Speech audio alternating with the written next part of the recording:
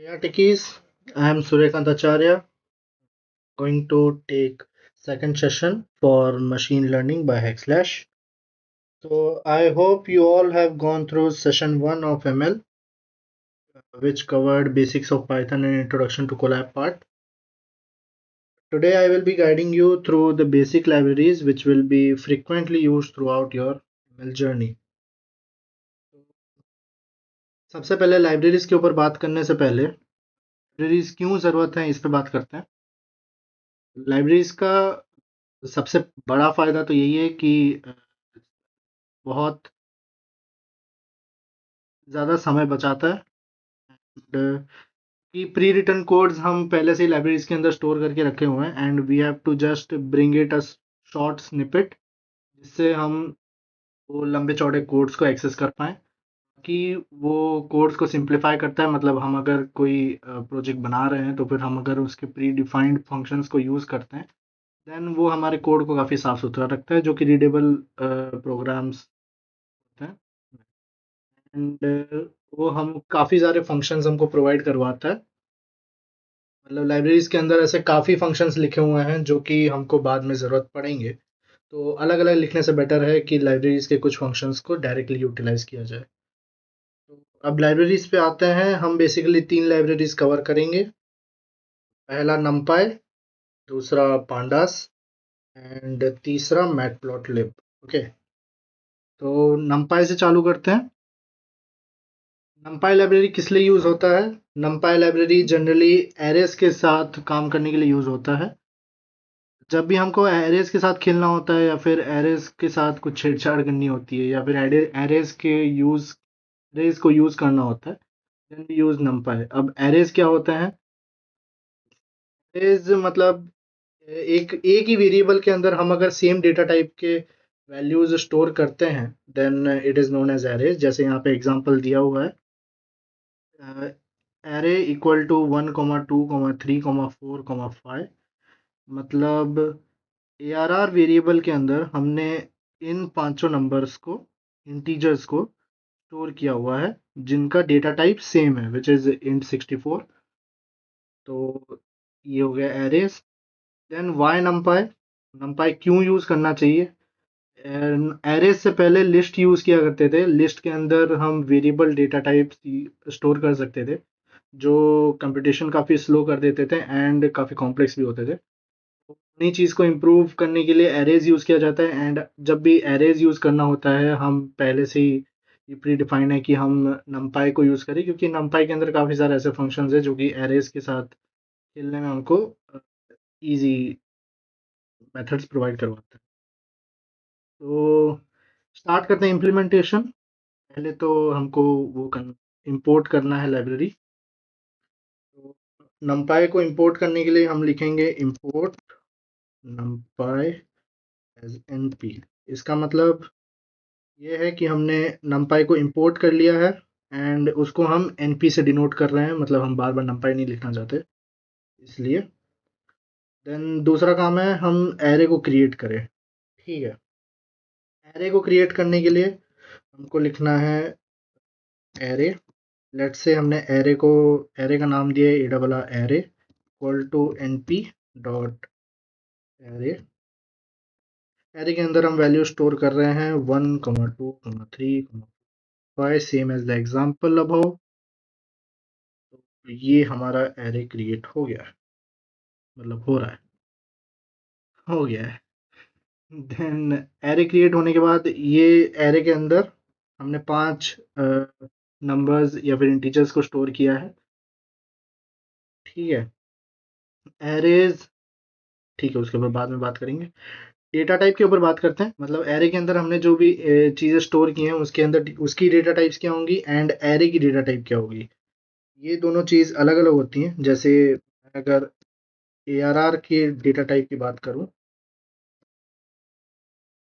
तो फिर ये numpy nd एरे है, ये उसका डेटा टाइप है। मतलब ये वो नहीं बता रहा कि हमने एरे के अंदर क्या स्टोर किया है, इनफैक्ट ये बता रहा है कि ARR का जो डेटा टाइप है वो क्या है। numpy के अंदर ने जो एरे फंक्शन यूज किया है n डायमेंशन का, लिसन इट केयरफुली। numpy के अंदर हमने n डायमेंशनल एरे यूज किया है ठीक है, वो इसका डेटा टाइप है। अगर हमें जानना है कि हम एरे के अंदर जो एलिमेंट्स यूज़ किए हैं उसका डेटा टाइप क्या है, देन को एरे डॉट डी टाइप ये लिखना है, देन हमें पता चलेगा that it is int 64। Okay, तो ऑब्वियस है, ये तो 1 2 3 4 5 ये जो हमने एरे बनाया है इंटीजर है, एंड 64 मतलब वो 64 बिट स्टोरेज ले रहा है। ओके, अब डायमेंशंस पे आते हैं। What are dimension? डायमेंशन तो वही सेम डेफिनेशन है जो बचपन से सुनना है, 1D 2D 3D viewing angles होते हैं, वही है। डायमेंशंस के अंदर अगर हम मैं पहले कुछ एरेज बना देता हूँ, जैसे ARR ज़ीरो, मतलब मैं ज़ीरो का मतलब मैं ज़ीरोथ डायमेंशनल एरे बना रहा हूँ, मतलब एक ही एलिमेंट होगा मेरे एरे में। ओके, ये मेरा ज़ीरो डायमेंशनल एरे है, मैंने एरे 1 बनाया, डॉट एरे 1 2 3 4 5, ठीक है। देन एरे 2 मतलब ये मेरा 2D एरे है, डायमेंशन जिसका 2 है वो np डॉट एरे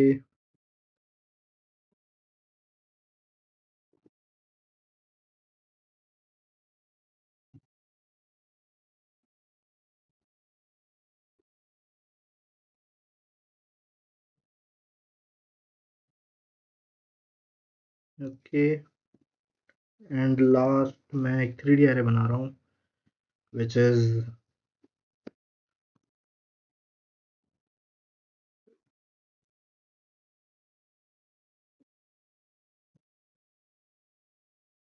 1 2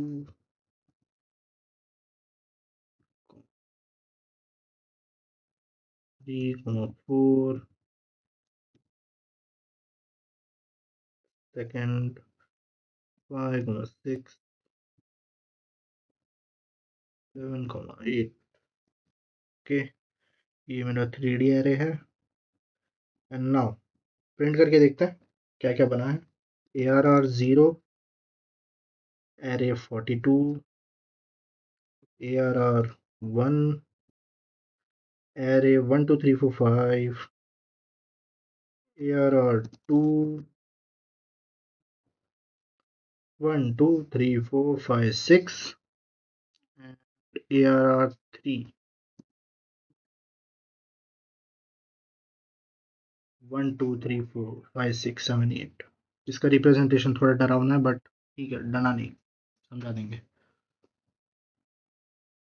तो मैंने यहाँ पे ज़ीरो डायमेंशनल एरे बनाया है, एरे ज़ीरो जो मैं रिप्रेजेंट कर रहा हूँ। एरे 1 मतलब 1 डायमेंशनल, एरे 2 मतलब 2 डायमेंशनल, एंड एरे 3 मतलब 3 डायमेंशनल। ओके, इसको विजुअलाइज करने के लिए एक इमेज है यहाँ पे, अगर विजुअलाइज हो पाए तो अच्छा है। 1D एरे मतलब एक ही डायरेक्शनल का है, 2D एरे मतलब 2 डायरेक्शन का है, 3D एरे मतलब तीनों डायरेक्शन का है। 3D वेक्टर्स वगैरह पढ़ के आए होंगे, same concept, vectors 3D concept वगैरह पढ़े होंगे, उसी के साथ रिलेट करके चलो, वही है।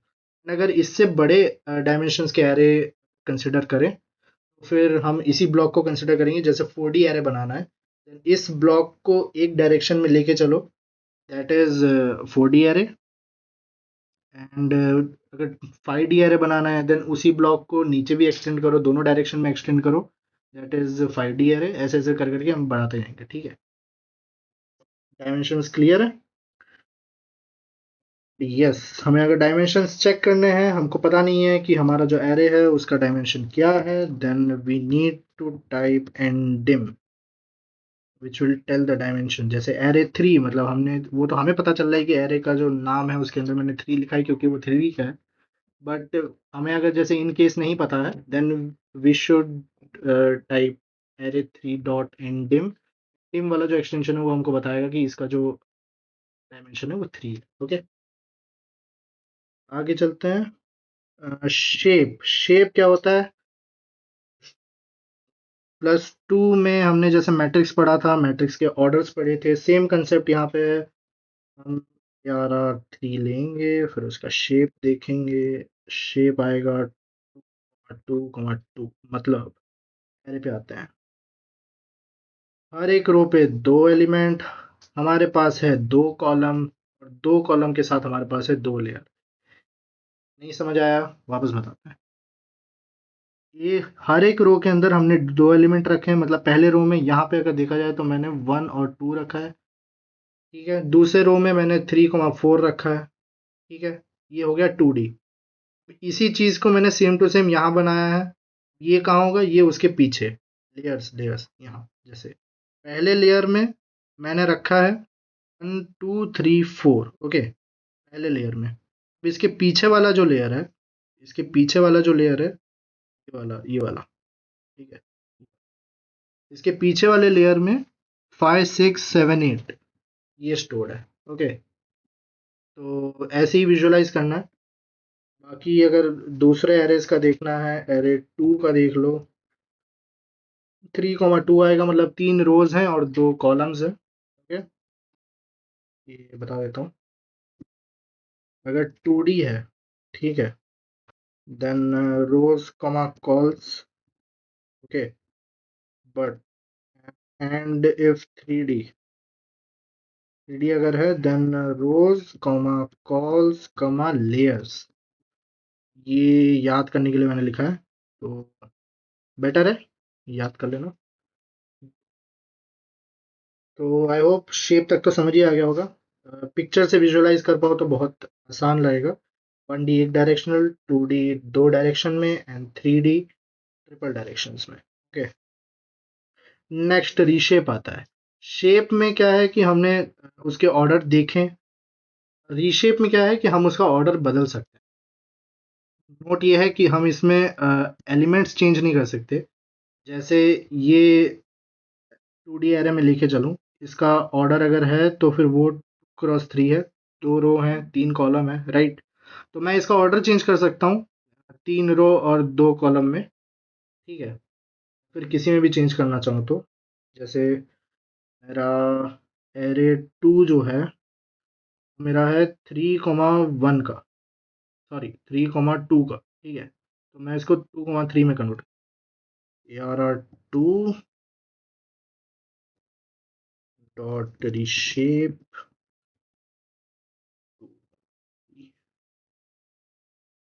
देखा। अब हमारा पहले क्या था? पहले हमारा था ये ARR2, ये नया वाला लिख देता हूँ, ARR2 रीशेप,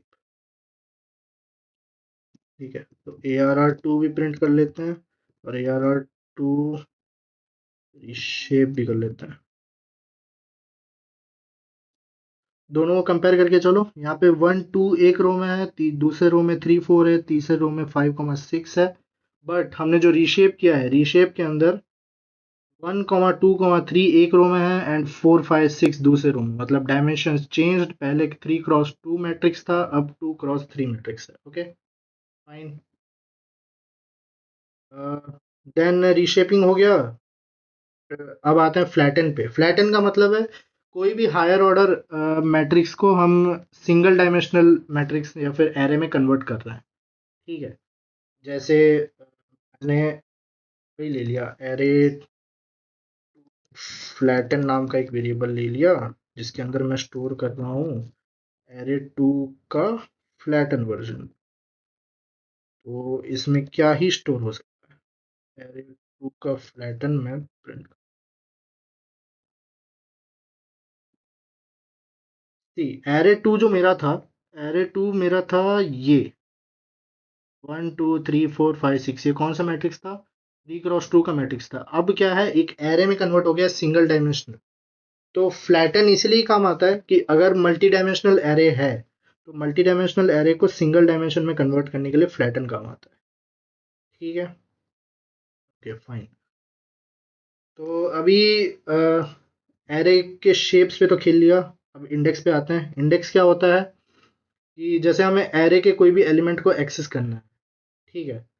देन उस एलिमेंट को एक्सेस करने के लिए हमको जैसे नंबर्स, हमको उस पोजीशन पे कौन सा नंबर है वो तो आइडिया नहीं है, हम उसको आइडेंटिफाई करने के लिए इंडेक्स यूज़ करते हैं। जैसे मेरे 2 में ही ले लो, 2D मैट्रिक्स है मेरा, उसके अंदर मैं कोई भी पोजीशन लेना चाहूँ, जैसे मैं 3 को एक्सेस करना चाहता हूँ, मेरे को 3 चाहिए, देन मैं इसका पोजीशन लूँगा। पोजीशन जो है वो इंडेक्सिंग हमारा 0 से चालू होता है एंड n-1 तक जाता है, ठीक है? और इसका जो फॉर्मेट रहता है वो रो कॉमा कॉलम रहता है, ठीक है?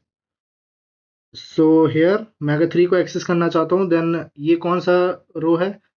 फर्स्ट रो है, मतलब 0th row, this is first row. Column wise अगर देखा जाए तो 0th column and first column, तो it is first row and 0th column, तो 1,0, ओके, 1,0 क्या आएगा? बूम, 3।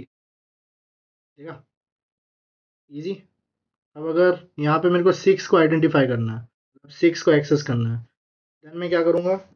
एरे 2 इंडेक्सिंग, मतलब स्क्वायर ब्रेसेस डालना है, देन हमको यहाँ पे ये कौन सा रो है? 0 1 2 second row and 0 1 first column, second row and first column. Now ये क्या हो गया? अच्छा, array 2 variable name, multiple variables है, कंफ्यूजन। एरे 2, एरे 2 में सेकेंड कॉमा 1, बूम, 6। ठीक है, 6 भी आ गया। तो ऐसे हम इंडेक्सेस का यूज़ करके एलिमेंट्स को आइडेंटिफाई कर सकते हैं या फिर एक्सेस कर सकते हैं, ठीक है?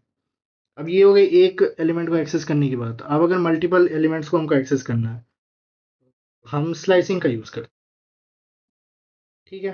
अब स्लाइसिंग करते कैसे हैं? अब यहाँ पे ना हम कॉलन यूज़ करेंगे, जस्ट लाइक 2D मैट्रिक्स ही लेते हैं, ARR2 जो हमने बनाया था, उसके अंदर मैं कौन-कौन से एलिमेंट को एक्सेस करना चाहता हूँ? मैं 1,2 और 3,4 को एक्सेस करना चाहता हूँ, ठीक है? तो मेरे को रो नंबर 0 से लेकर रो नंबर 1 तक के एलिमेंट्स चाहिए। कॉलम वाइज देखा जाए, मेरे को कॉलम नंबर 0 से लेकर कॉलम नंबर 1 तक के एलिमेंट्स चाहिए, ठीक है? मैंने डाला 0 कॉलन 1 कॉमा 0 कॉलन 1, मतलब मेरे को 0th इंडेक्स वाले रो से लेकर फर्स्ट इंडेक्स वाले रो तक चाहिए। और कॉलम वाइज अगर देखा जाए तो 0th इंडेक्स से लेकर फर्स्ट इंडेक्स तक चाहिए के एलिमेंट्स। देखना कुछ गलत होने वाला है। ओह, ओनली 1, क्यों? क्योंकि इसमें जो राइट वाला बाउंड होता है, मतलब एंडिंग बाउंड होता है, वो 1 और 1 जो हमने दिया है वो आउटर बाउंड होता है, मतलब ये इंक्लूडेड नहीं होता। तो एक्चुअली अगर देखा जाए तो हमारा ये ऐसे है,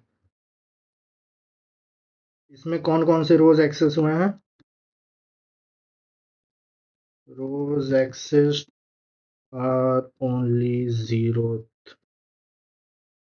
रो एंड कॉलम्स में भी सेम ही है, ठीक है? कॉल्स टू 0, क्योंकि 1, ये जो हमने एंडिंग वाला बाउंड दिया है वो आउटर बाउंड होता है, और तो ये जो है n-1, मतलब यहाँ पे 1-1 जीरोथ रो वाला जो एलिमेंट्स है उसको एक्सेस करेगा। यहाँ पे भी 1-0 जीरोथ कॉलम वाले एलिमेंट्स तक इसको एक्सेस करेगा, ठीक है? बट अगर हमको लास्ट एलिमेंट तक चाहिए तब क्या करें? तब बेस्ट है खाली छोड़ दो। हाँ, खाली छोड़ दो। हेरे 2 खाली छोड़ दिया, कॉमा खाली छोड़। अब आगे पीछे क्यों छोड़ा? चलो इस पे बाद में आते हैं। 0 से लेकर एंडिंग कुछ नहीं है, यहाँ पे भी 0 से लेकर एंडिंग कुछ नहीं है। हमारे हिसाब से क्या आना चाहिए? 0th रो से लेकर एंडिंग कुछ नहीं है, मतलब सारे रोज, एंड 0 से लेकर सारे कॉलम्स, मतलब 0th इंडेक्स वाले कॉलम से लेकर सारे कॉलम्स तक। बस पूरा का पूरा मैट्रिक्स प्रिंट होना चाहिए। बूम, रियली सही में हो गया। तो ये है। एंड ऐसा नहीं है कि ये खाली एंडिंग के लिए मतलब ब्लैंक स्पेस यूज़ कर सकते हैं, स्टार्टिंग में भी कर सकते हैं, जैसे अभी करने ही वाला था मैं। कोलन कोलन, इसमें भी हमारे सारे एलिमेंट्स ही एक्सेस प्रिंट होंगे, सी। एंड इसमें एक इंटरेस्टिंग चीज़ है, इंडेक्सेस जो है वो खाली 0 से चालू नहीं होते, -1 से भी हो सकते हैं। जैसे एरे 2 ले लिया एंड मैं -1 से ले रहा हूँ 0 तक, कॉमा ये भी -1 से ले रहा हूँ मैं 0 तक। ठीक है, देखते हैं, एरर नहीं आना चाहिए, बाकी देखते हैं। ओह, कुछ तो आया।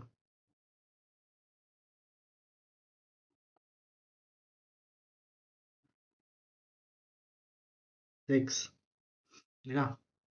ओके, तो -1 का क्या मतलब है कि हमारा जो स्टार्टिंग इंडेक्स है वो पीछे से काउंट होगा। पीछे से समझ रहे हो, मतलब 0 जो है वो 1 से चालू हो रहा है, मतलब फर्स्ट रो और फर्स्ट कॉलम से 0 चालू हो रहा है।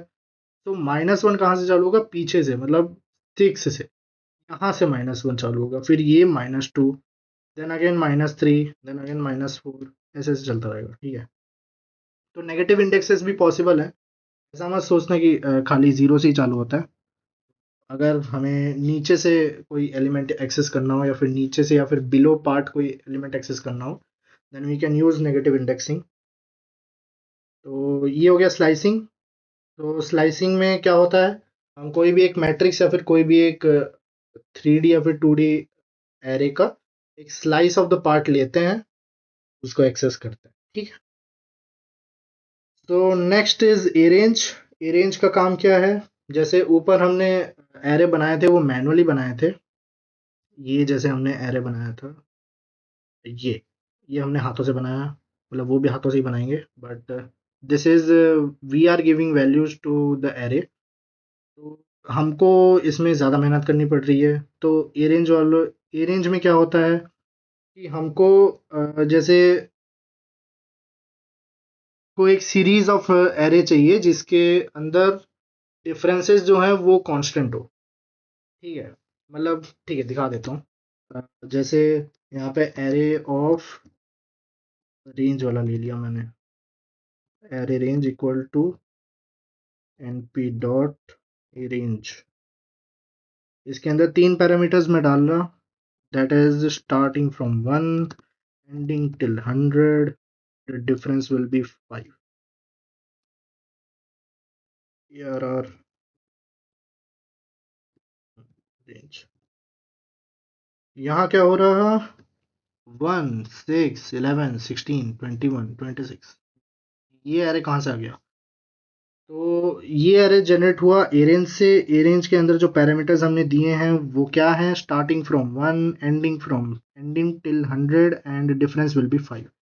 जैसे देखो, एरे का पहला एलिमेंट 1 है, फिर +5 किया 6 आ गया, फिर +5 किया 11 आ गया, प्लस फिर +5 किया 16 आ गया, ऐसे ऐसे करते करते 96 तक गया, फिर +5 किया तो 101 आ गया। उप्स, ये तो एंडिंग बाउंड को क्रॉस कर गया, देन वो वाला वैल्यू प्रिंट नहीं होगा, तो वहीं पे एल्गो स्टॉप है।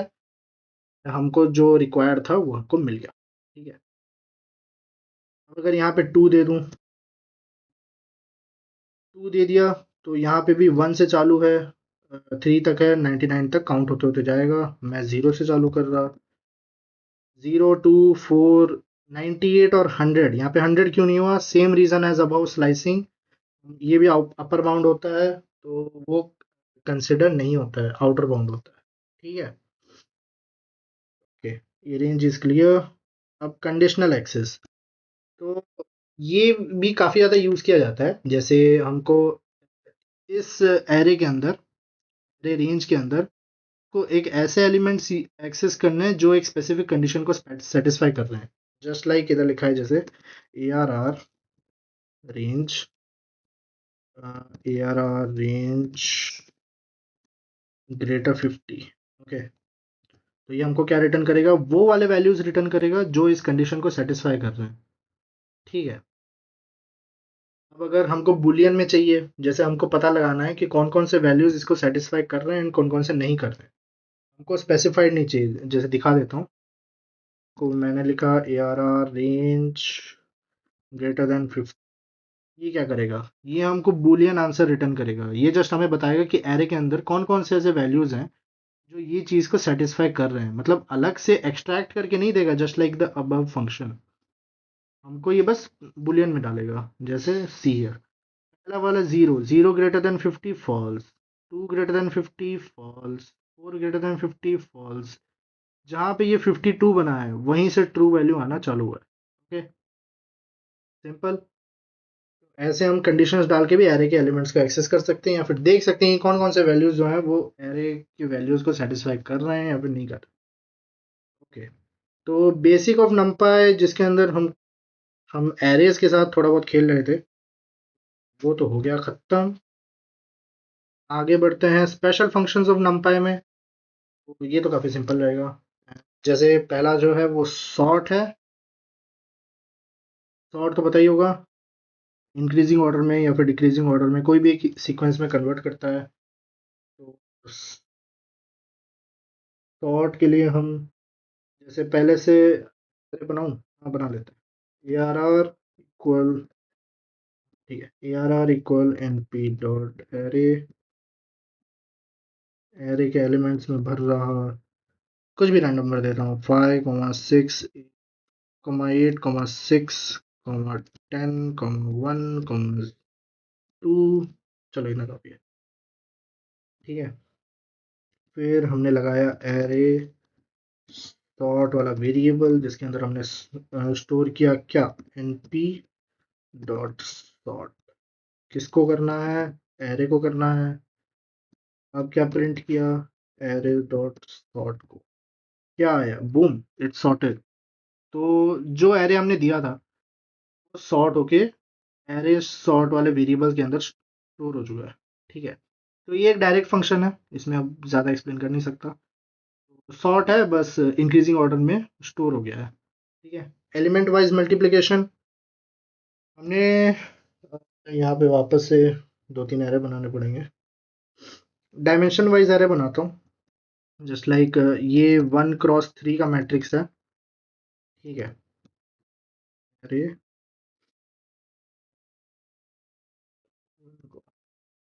3, देन ARR 3 1, मतलब 3 क्रॉस 1 का मैट्रिक्स है। एन पी डॉट ए 1, 2, 3, हाँ 3 क्रॉस 1 ही है, ठीक है। और एक और array, array 32 equal N P dot array and में 1, 2, 3, 4, 5,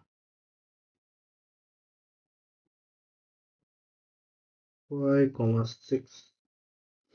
ओके, ये इनफ होना चाहिए। ब्रेसेस का ध्यान रखना, बाद में बहुत दिक्कत देता है। जैसे ये 2D मैट्रिक्स बना रहा हूँ, then there must be 2 inner braces and 2 outer braces, ठीक है। Square bracket, sorry, square bracket. 3D matrix होगा तो यहाँ पे 3 से चालू होगा, 3 पे खत्म होगा। 4D मैट्रिक्स होगा, 4 से चालू होगा, 4 पे खत्म होगा।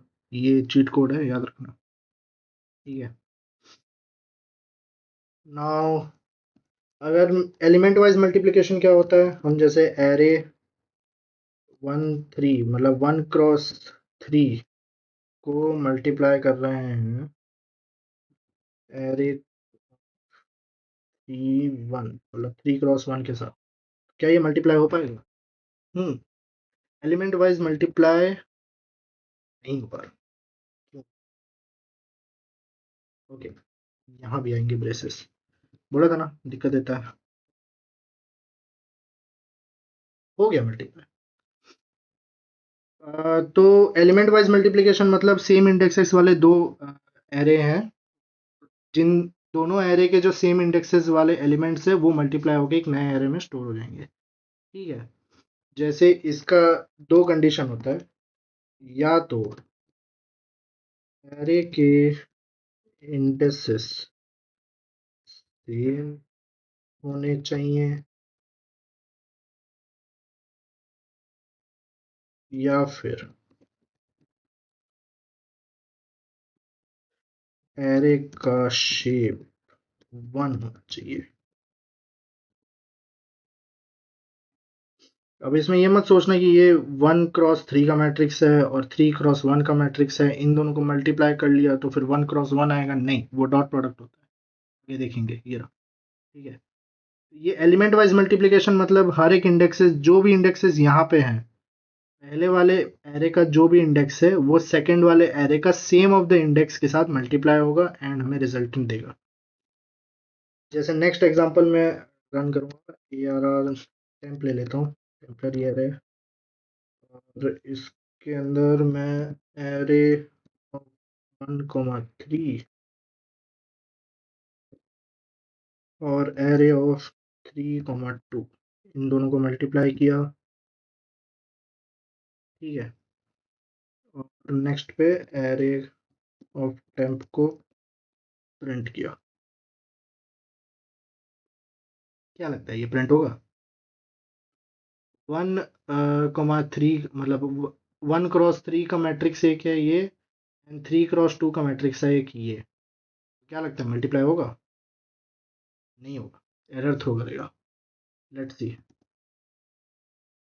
सी, क्योंकि 1x3 का मैट्रिक्स और 3x2 का मैट्रिक्स में कुछ भी कर लो, एलिमेंट वाइज मल्टीप्लिकेशन होंगे ही नहीं क्योंकि एलिमेंट्स मिसिंग है, ठीक है। तो ये एक पार्ट हो गया। तो दो मैट्रिक्स कब मल्टीप्लाई हो सकते हैं एलिमेंट वाइज? जब या तो एरे का इंडेक्सेस जो है वो सेम हो, मतलब उस इंडेक्सेस पे कोई ना कोई वैल्यू एग्जिस्ट करता हो, या फिर उसका शेप 1 हो, ठीक है। जैसे शायद ये 1x3 पे भी आंसर आना चाहिए। देखा, एलिमेंट्स एग्जिस्ट करते हैं, 1 2 3, 1 2 3 मल्टीप्लाइड 1 4 9। देखा, तो एलिमेंट वाइज मल्टीप्लिकेशन हो गया। And now dot product. Dot product में क्या होगा, जो हमने पढ़ा था वही है, एरे 1 3, डॉट प्रोडक्ट का सिंबल ये यूज होता है शॉर्टकट के रूप में, बाकी दूसरा भी है बताता हूँ, 3,1। तो इसका शेप क्या होगा फाइनल एरे का? फाइनल एरे का शेप 1,1। यस, ये वही वाला डॉट प्रोडक्ट है जो तुम लोग अभी गेस किए थे। जैसे 1x3 का मैट्रिक्स है एंड यहाँ पे 3x1 का मैट्रिक्स है, ठीक है। इन दोनों को मल्टीप्लाई करेंगे तो नॉर्मल डॉट प्रोडक्ट हम जैसे करते थे 12th में, सेम डॉट प्रोडक्ट है यहाँ पे। तो 1x1 का रिटर्न मैट्रिक्स है। एक और होता है इसका रिप्रेजेंटेशन, अगर तुमको चाहिए तो लिख देता हूँ। पी डॉट मैटमल यूज करता है, मेरे को जितना आइडिया है।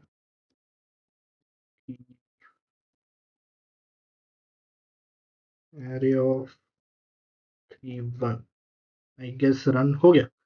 देखा, तो डॉट प्रोडक्ट रिप्रेजेंट करने का दो तरीका, एक तो ये @ यूज करो या फिर मैटमल, ओके। देन समेशन, समेशन तो इजी है, जितना भी एरे के सारे एलिमेंट्स है उसका सम हमको दे देगा। जैसे ARR हमने 1 लिया था, ARR 1 का हम सम ले लेते हैं। पहले ARR 1 था क्या वो देख लेते हैं, ठीक है, ये था, ओके। अब ARR 1 का सम लेते हैं।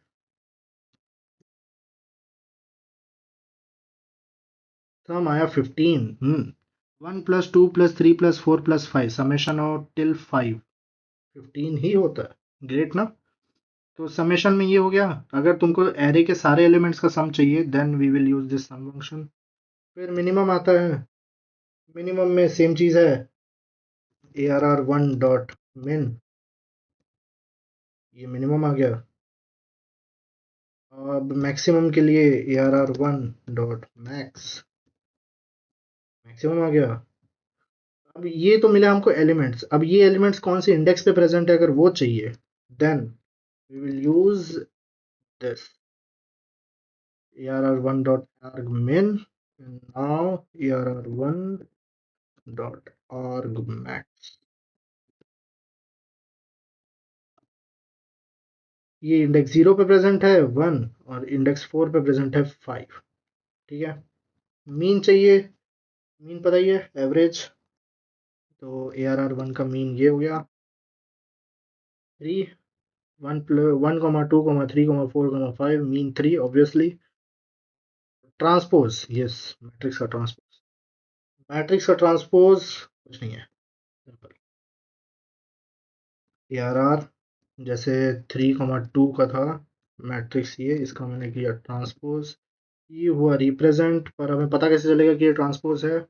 प्रिंट कर लेते हैं ARR 32, ठीक है। ARR 3 क्रॉस 2 जो हमारा था वो 3 रो के साथ और 2 कॉलम के साथ वाला मैट्रिक्स था, जिसका हमने ट्रांसपोज किया तो हमें 3 कॉलम और 2 रो मिले हैं। हमारा पहले से जो था वो 3 रो था और 2 कॉलम था। कैन सी दोनों के बीच में डिफरेंस तो है, डिफरेंस तो है। एंड ट्रांसपोज तो पता ही होगा, शेप से इंटरचेंज हो जाते हैं, ठीक है। कॉलम रोज बन जाता है, रोज कॉलम बन जाता है, वही है। अब मीन में शायद एक चीज मिस किया हूँ। मीन में ये जो है ये 1D के अंदर ऐसे यूज होता है। 1D के अंदर तो सारे का sum by divide by total number जितने हैं, ठीक है। अगर 2D में करना हो तो जैसे ARR2 में मैं अगर मीन निकालना चाहूँ तो फिर मैं क्या करूँगा? ARR2 में अगर तो हमको मीन निकालना है, देन हम या तो कोई भी कॉलम वाइज निकाल सकते हैं या तो रो वाइज निकाल सकते हैं। जैसे मेरे को कॉलम वाइज निकालना है, ठीक है, तो मैं लिखूंगा axis equal to 1। Axis equal to 1 मतलब कॉलम वाइज जो है वो मेरा मीन निकल के रेडी हो जाएगा, मतलब हर एक कॉलम का मीन। एरे टू हमारा था क्या, देख लेते हैं। वेरिएबल्स का दिक्कत नहीं, एरे 2 हमारा ये था, ओके।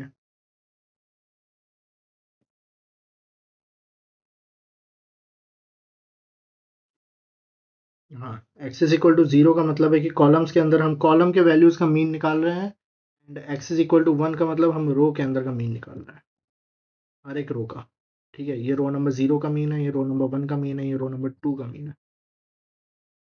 अगर ये कॉलम का है, कॉलम के लिए ये column number 0, column number 1, okay. Random numbers generate करना है। रैंडम नंबर्स ये काफ़ी ज़्यादा यूज़ करेंगे हम बाद में। रैंडम नंबर के लिए हम पहले तो ये करेंगे,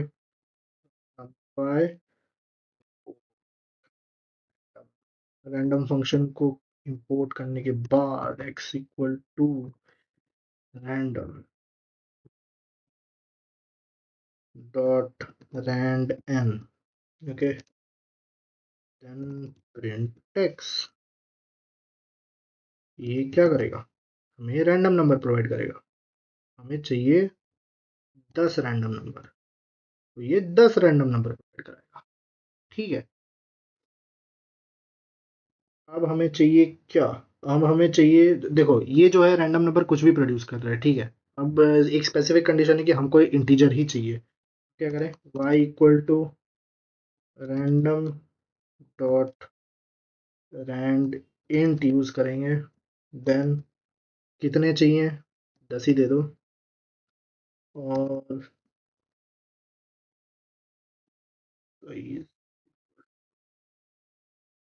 ओके, ये कितने नहीं है, ये है कि कहाँ तक चाहिए, ओके। साइज 5 और बस उतनी। प्रिंट वाई, देखा दूसरे वाले में 76790, मतलब पांचों नंबर जो है वो 10 से कम है, मतलब 10 के अंदर ही हमको एक इंटीजर रैंडम नंबर मिल गए हैं और जिसका साइज जो है वो 5 है, ओके। तो ऑफिशियली नमपाई यहाँ पे ख़त्म हो रहा है। नमपाई में बस इतना ही था, एरेस के साथ हम काफ़ी खेल लिए। अभी हम जंप करेंगे क्लास पे जिसमें हम अलग चीज़ के साथ खेलेंगे, ठीक है। तो ओके, गाइस, हमने नमपाई तक पढ़ लिया था। अब पांडास पे आते हैं।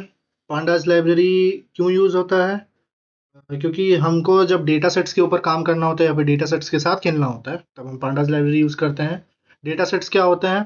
Structured collection of data, right. तो स्ट्रक्चर्ड कलेक्शन ऑफ डेटा मतलब डेटा को है ना कलेक्ट करके जब स्टोर करते हैं तो फिर उसको एक स्ट्रक्चर्ड फॉर्मेट में स्टोर करने को स्टोर स्ट्रक्चर्ड फॉर्मेट में जब स्टोर करते हैं तो फिर वो जो फॉर्मेट में स्टोर होता है उसे डेटा सेट कहते हैं, ठीक है। अब जो डेटा है वो कोई भी फॉर्मेट में स्टोर हो सकता है, या तो वो CSV हो सकता है, तो TSV हो सकता है, तो JSON हो सकता है। हम जनरली CSV पे काम करेंगे। ओह ओके, CSV का मतलब होता है कॉमा सेपरेटेड वैल्यूज, मतलब जो डेटाज हैं वो एक दूसरे से कॉमा से सेपरेट होंगे, ठीक है। TSB मतलब टैब सेपरेटेड वैल्यूज, मतलब टैब से सेपरेट होंगे ऑब्वियसली। जेसन मतलब जेसन का जो फाइल होगा उसका मतलब है कि वो की वैल्यू पेयर्स में होंगे। अब आगे डिस्कस करेंगे कि की वैल्यू पेयर्स क्या होता है। तो फिलहाल तक इसको रहने देते हैं, हम मेजरली CSV फाइल्स के ऊपर काम करेंगे। ओके, तो ठीक है, डेटा सेट का डेफिनेशन हो गया। अब डेटा सेट को रिप्रेजेंट करने के दो तरीके हैं। या तो डेटा सेट क्या हो सकता है, एक डेटा सीरीज हो सकता है, तो डेटा फ्रेम हो सकता है। डेटा सीरीज क्या होता है, one dimensional array holding data of any type. मतलब तुम्हारा जो एक्सेल शीट है, मान के चलो, मतलब मैं विजुअलाइज करा रहा हूँ कि एक्सेल शीट है, उसका बस एक ही कॉलम है, दैट्स इट। वो हो गया डेटा सीरीज, मतलब ये एक एरे की तरह ही है, मान के चलो। तो one dimensional array holding data of any type, कोई भी टाइप के डेटा को होल्ड कर सकता है। और विजुअलाइजेशन के लिए जस्ट विजुअलाइज की एक्सेल का एक ही कॉलम है हमारे पास, that is data series. Data frame क्या होता है, two dimensional array, same thing of data series but dimension increase हो गई। जो तुम्हारा एक्सेल शीट है वो पूरा पूरा शीट जो है वो डेटा फ्रेम ही है, यही मान के चलो। तो हम डेटा सीरीज पे कम बात करेंगे, मेजरली हम जो है डेटा फ्रेम्स पे बात करेंगे, ठीक है। तो what is data set covered, structured collection of data. The types of data set also, मतलब रिप्रेजेंट कैसे करते हैं, दो तरीके से, दैट इज डिस्कस्ड। पांडास क्यों यूज करना है, पांडास यूज करने का सबसे बड़ा रीजन जो है वो यही है कि जब डेटा सेट हमको मिलता है वो काफी बड़ा होता है, ठीक है। हमको छोटे मोटे ऐसे एक्सेल शीट नहीं मेंटेन करने की, क्लास के रोल नंबर के, मतलब रोल नंबर वाइज बच्चों के एक्सेल शीट मेंटेन करो, डेटा मेंटेन करो, नहीं। हमारे पास हजारों में होते हैं, मतलब 10,000 90,000 ऐसे रेंज में डेटा सेट है।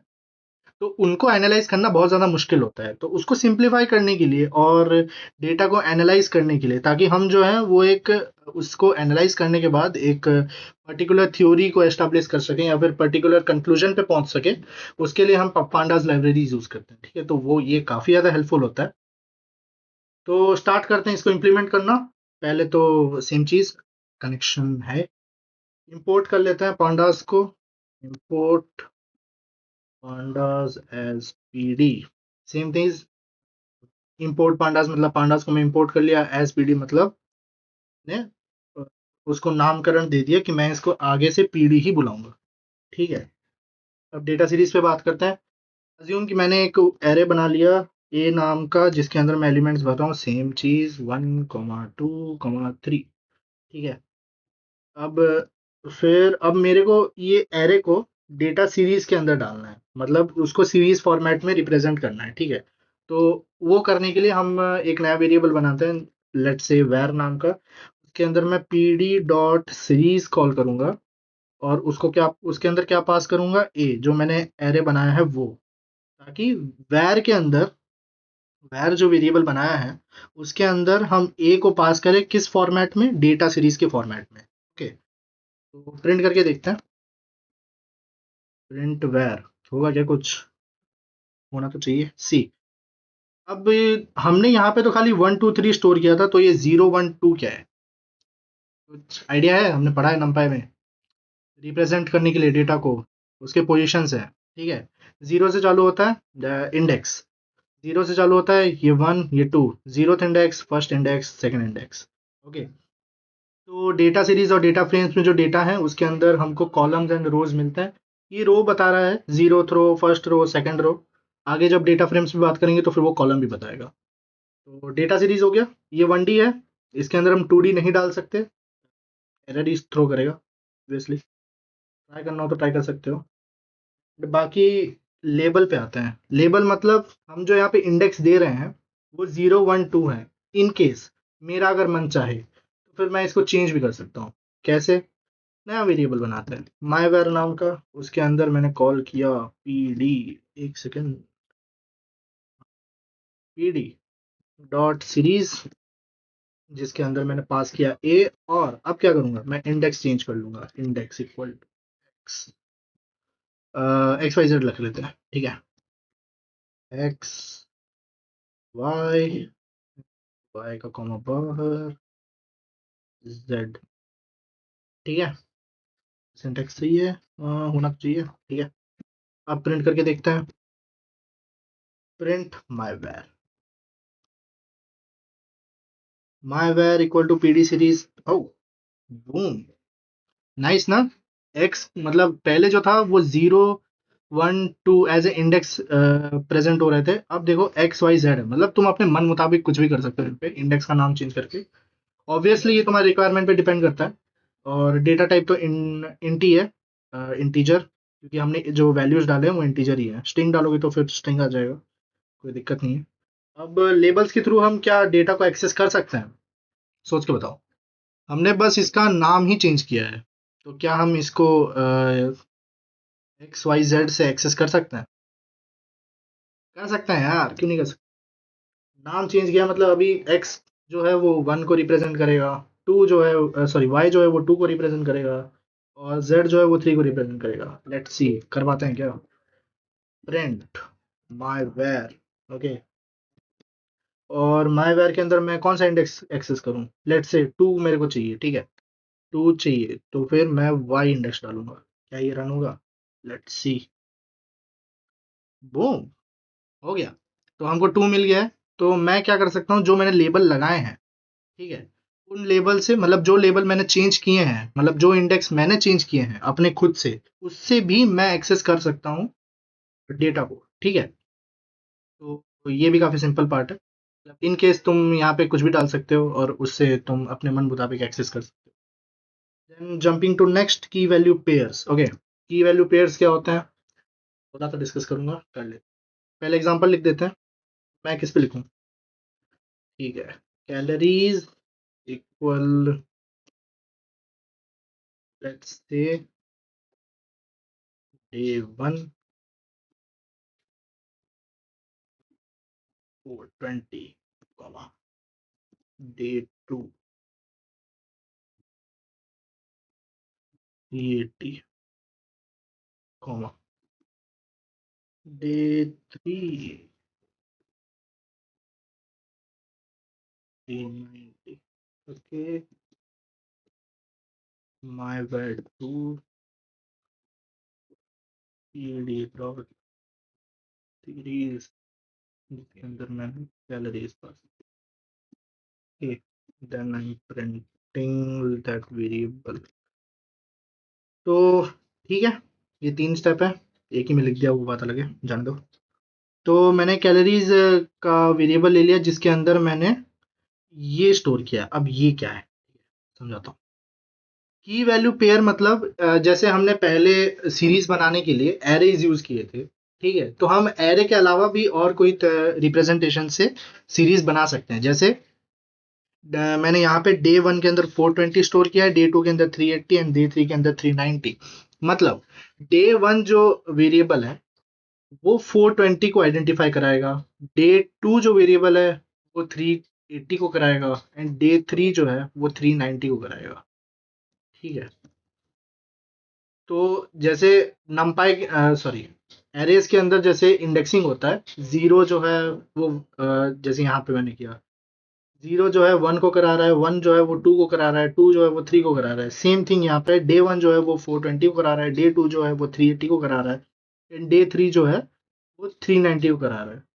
ठीक है, रिप्रेजेंट की वैल्यू पेयर एक एनालॉजी ये दे सकता हूँ कि हर एक परफेक्ट लॉक के लिए एक परफेक्ट की होती है, वैसे ही ये लॉक है, ये की है, इस लॉक को रिप्रेजेंट करने के लिए ये की है, या फिर इस की को रिप्रेजेंट करने के लिए ये लॉक है, कुछ भी मान लो। ठीक है, ये की वैल्यू पेयर्स होती हैं, ये दोनों हमेशा पेयर्स में रहता है। फिर मैंने क्या किया, की वैल्यू पेयर्स को वेरिएबल में स्टोर करने के बाद उसको सीरीज के अंदर डाल दिया, ताकि वो जो है मैं सीरीज में कन्वर्ट कर पाऊँ। And then I am printing that value, let's see something happens. Okay, variable, दिक्कत दिक्कत, बोला था ना वेरिएबल का नाम। वो देखा, day 1 day 2 day 3 420 380 390 same way में रिप्रेजेंट हुआ है। बस हमारा इनपुट टाइप थोड़ा अलग था, इसके अंदर हमने एरे पास किया था, इसके अंदर हमने की वैल्यू पेयर्स पास किया। ठीक है, सेम वे में तो हम यहाँ पे सीरीज को ये कर सकते, रिप्रेजेंट कर सकते।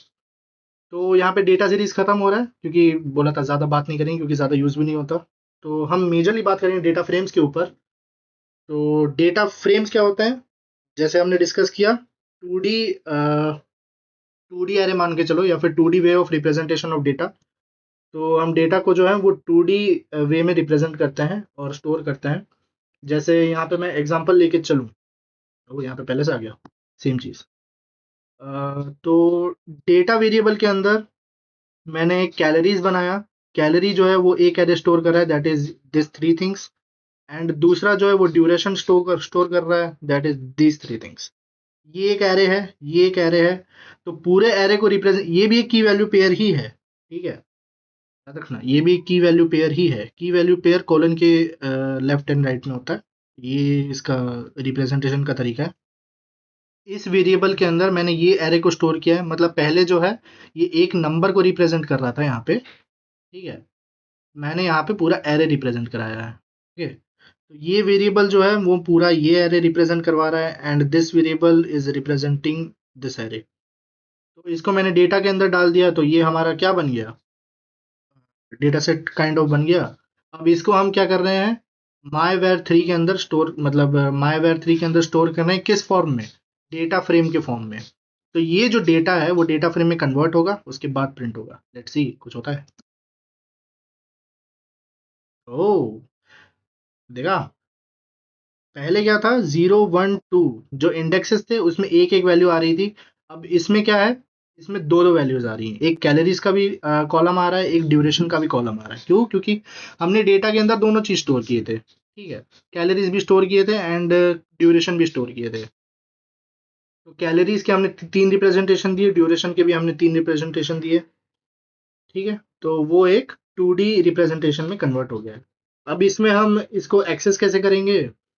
इसको एक्सेस करने के लिए हम एक स्पेशल कीवर्ड यूज करते हैं, जो हम करके दिखाएंगे। प्रिंट के अंदर df.loc यूज होता है। हमको जैसे कौन सा इंडेक्स चाहिए, इंडेक्स तो नहीं, हम कोई भी नंबर बोलो 0। तो ये क्या रिप्रेजेंट कराता है, ये हमको बता, मैंने df तो नहीं रखा है यहाँ पे, माई वेर 3 लिखा था, तो फिर यहाँ पे माई वेर 3 लिखता हूँ। तो इसके अंदर मैंने लॉक 0 लिखा है, मतलब मैं 0th रो को एक्सेस करना चाहता हूँ। Okay, let's see. Yo, 0th रो का कैलोरी जो है वो 420 है, एंड 0th रो का ड्यूरेशन जो है वो 50 है। इसमें जो है हम पर्टिकुलर एलिमेंट को तो एक्सेस करना मुश्किल है, बट हम इसमें ये देख रहे हैं कि रो को कैसे एक्सेस कर सकते हैं, ठीक है। लॉक का मतलब लोकेशन मान के चलो। तो हम पर्टिकुलर रो को एक्सेस कर रहे हैं इसमें, मतलब रो नंबर 0 में क्या है, 420 एंड 50। 420 क्या है, कैलोरीज, 50 जो है वो ड्यूरेशन। 420 क्या है, कैलोरीज, एंड 50 जो है duration. Okay, data type int, same thing. क्या हम इसमें भी लेबल चेंज कर सकते हैं? या बिल्कुल कर। ओह, वैसे, हाँ, डाउट नहीं है। हाँ, कैसे आएगा, छोड़ो। तो इसमें हम ये जैसे एक रो को एक्सेस किए हैं, वैसे हम मल्टीपल रो को एक्सेस कर सकते हैं। जैसे हमने पहले पढ़ा था स्लाइसिंग के अंदर, हम पूरे मैट्रिक्स के अंदर कोई एक पर्टिकुलर पोर्शन ऑफ मैट्रिक्स को एक्सेस कर रहे हैं, वैसे ही इसके अंदर भी हम मतलब एक पर्टिकुलर पोर्शन ऑफ रोज, मतलब मल्टीपल रोज को एक्सेस कर सकते हैं। कैसे? लाइक दिस, मैं प्रिंट करूंगा df डॉट लॉक स्लाइसिंग का यूज करके 0 स्लाइस 1। तो इसका मतलब क्या है, df छोड़ो, df का आदत हो गया, df आगे यूज करेंगे हम लोग। Print my var dot loc 0 और 1। गैस करो इसके अंदर कौन कौन से रोज आएंगे। 0 तो आएगा, 1 आएगा, 1 आना चाहिए, नहीं आना चाहिए, बट इसमें आ रहा है, कोई बात नहीं, उसमें अलग होता है। तो इसमें 0 से लेकर 1 तक जो है हमको वो रोज मिल गए हैं, क्योंकि नमपाई वाला उसमें सिस्टम अलग है, इसमें अलग है, याद रखना। माई वेयर 3.lock.z, और इसमें कौन कौन से रोज हम एक्सेस कर रहे हैं, 0 और 1। इसमें मैं 0 और 2 लिखूंगा, तो 0 से लेकर 2 तक सारे को रोज जो है वो एक्सेस हो जाएंगे। ठीक, ओके। खाली छोड़ूंगा तो हम्म, इतना टाइम कहा ले रहा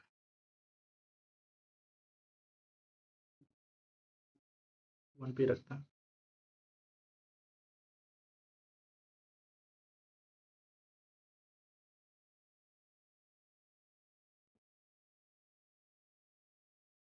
डिस्कनेक्ट हो गया क्या?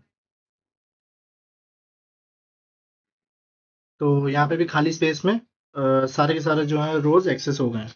ठीक है, तो सेम चीज है, बस उस नमपाई के अंदर हमारा क्या था, स्लाइसिंग में लास्ट इंडेक्स जो है वो आउटर बाउंड था जो कि एक्सेसिबल नहीं था, इसके अंदर एक्सेसिबल है। ठीक है, अब लेबल्स पे आते हैं, क्या हम इसका इंडेक्सेस का नाम चेंज कर सकते हैं? कर सकते हैं। जैसे मैं यहाँ पे नया ले लेता हूँ, डीएफ ले लेता हूँ, DF equal to D dot data frame, जिसके अंदर मैंने डेटा पास किया जो मैंने बनाया था यहाँ पे। ठीक है, कैलोरीज वाला। एंड मैंने इसमें क्या किया, इंडेक्स चीज चेंज कर दी है। मैंने इंडेक्स चेंज किया day 1 comma day 2 comma day 3। मतलब मैं चाहता हूँ कि मेरा जो पहला रो है वो डे 1 से रिप्रेजेंट हो, दूसरा कॉलम, दूसरा रो जो है वो डे 2 से हो, और तीसरा रो जो है वो डे 3 से हो। ठीक है, तो डीएफ प्रिंट कर लेते हैं। क्या ये सेव हुआ है? क्या ये क्रिएट हुआ है? नहीं हुआ है। क्यों नहीं?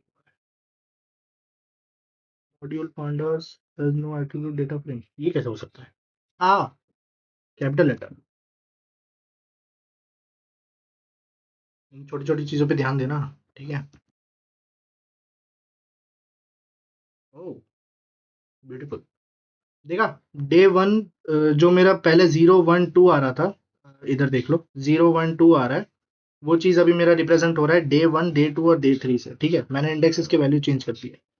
अब आएगा अच्छा पार्ट, हम एक्सेस करना चाहते हैं अपने नए डेटा फ्रेम जिसके अंदर हमने वैल्यूज, मतलब जिसके अंदर हमने इंडेक्स चेंज करके वैल्यू स्टोर की है, मतलब डेटा फ्रेम बनाया, उसके अंदर हम वैल्यूज को कैसे एक्सेस कर सकते हैं। तो मैं अगर सेम वे में जाऊं, प्रिंट डीएफ, मैं प्रिंट कर रहा हूँ डीएफ का लोकेशन ऑफ डे 1।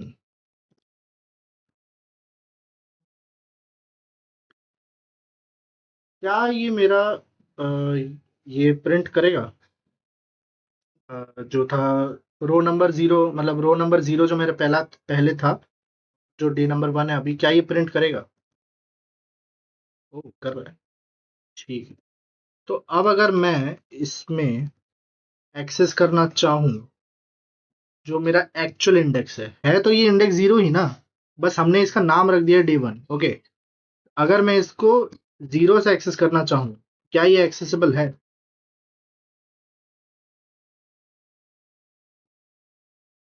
नहीं। क्यों? क्योंकि हमने इसका नाम बदल दिया है ना। अब 0 नाम की चीज इसमें कोई चीज एग्जिस्ट नहीं करती है। इंडेक्स इसका नाम जो है वो डे 1 डे 2 और डे 3 में कन्वर्ट हो गया, ना कि इसका नाम अभी 0 1 2 है। लेकिन हमें ढीठ, हमें जिद्दी, हम क्या चाहते हैं, हम 0 से ही एक्सेस करना चाहते हैं। देन क्या करेंगे, देन इसके लिए एक नया चीज है, हम इसमें लॉक यूज नहीं करेंगे, हम इसमें आई लॉक यूज करेंगे। ठीक है, लेट्स सी। आई लॉक, मैंने एक्सेस किया इंडेक्स नंबर 0, क्या ये प्रिंट करेगा? नहीं कर रहा। अच्छा, इसको हटाने भी होता है, कमेंट आउट।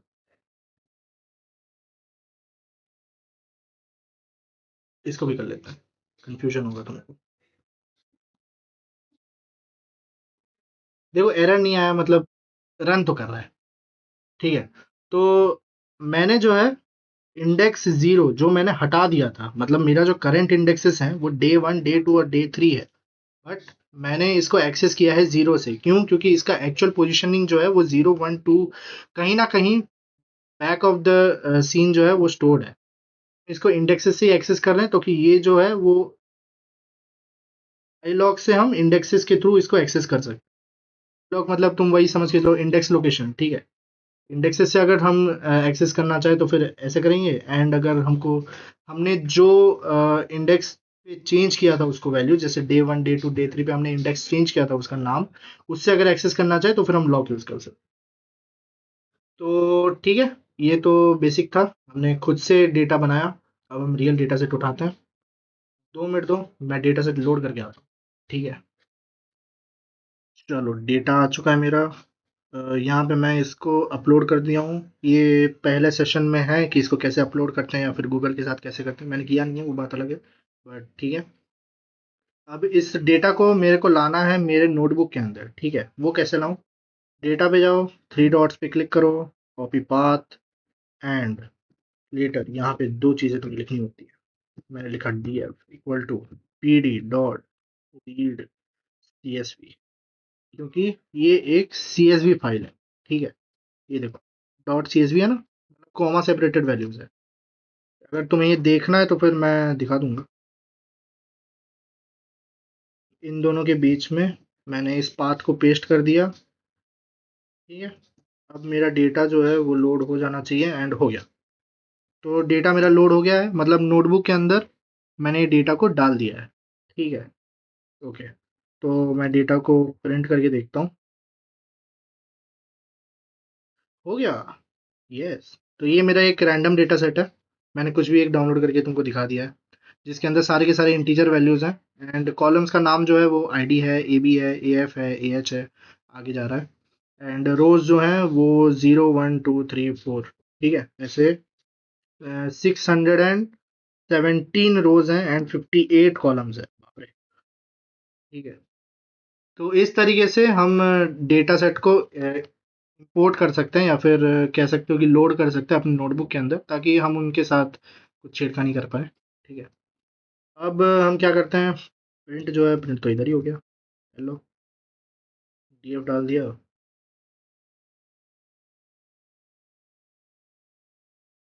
पता नहीं टाइम क्यों ले रहा है।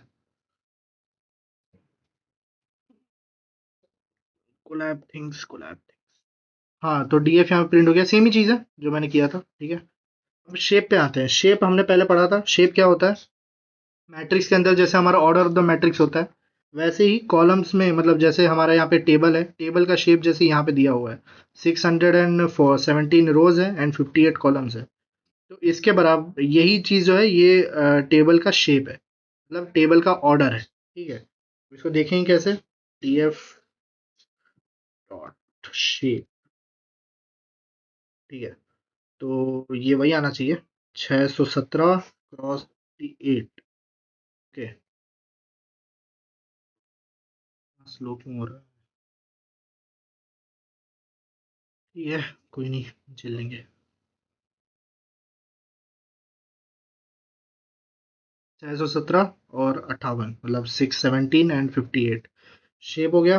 अब अगर हम अ, ये जो है ये व्यूइंग डेटा है, मतलब डेटा को अलग अलग तरीके से देखने का। ये जो है खाली ओवरव्यू बता रहा है कि डेटा का जो है वो डायमेंशन, मतलब उसका ऑर्डर कितना वगैरह है। ये डेटा का ओवरव्यू बता रहा है कि पहले के पांच जो है वो रो कैसे हैं, एंड लास्ट के पांच जो रो है वो कैसे हैं, ठीक है। कॉलम्स क्या बताएगा, कॉलम्स हमको खाली कॉलम्स के नाम बताया चलेगा, जैसे df डॉट कॉलम्स। ये हमको क्या बताएगा, ये हमको कॉलम्स के नाम गिव करेगा, बताएगा कि कॉलम कौन कौन से कॉलम प्रेजेंट है, मतलब कौन कौन से नाम के कॉलम्स प्रेजेंट है, ठीक है। इसको रन होने दो, नीचे वाला लिखते हैं। हेड, हेड हमको क्या बताता है, हेड हमको बताएगा कि हेड जैसे कॉइन, कॉइन कैसे बताऊँ। हाँ, एक ह्यूमन बॉडी, ह्यूमन बॉडी का ऊपर वाला हिस्सा जो होता है वो हेड होता है, एंड नीचे वाला टेल तो नहीं होता है, बट समझ के चलो टेल होता है, ठीक है। तो हेड जो है वो डेटा सेट का पहले का पांच जो है वो रो दिखाएगा, एंड टेल जो है वो लास्ट के पांच रोज दिखाएगा। तुम पांच के अलावा कोई भी नंबर ऑफ रोज देख सकते हो, जैसे दिखा देता हूँ। प्रिंट df डॉट हेड, जैसे मैं ये किया तो फिर मेरे को स्टार्टिंग के पांच दिखाना चाहिए, इसमें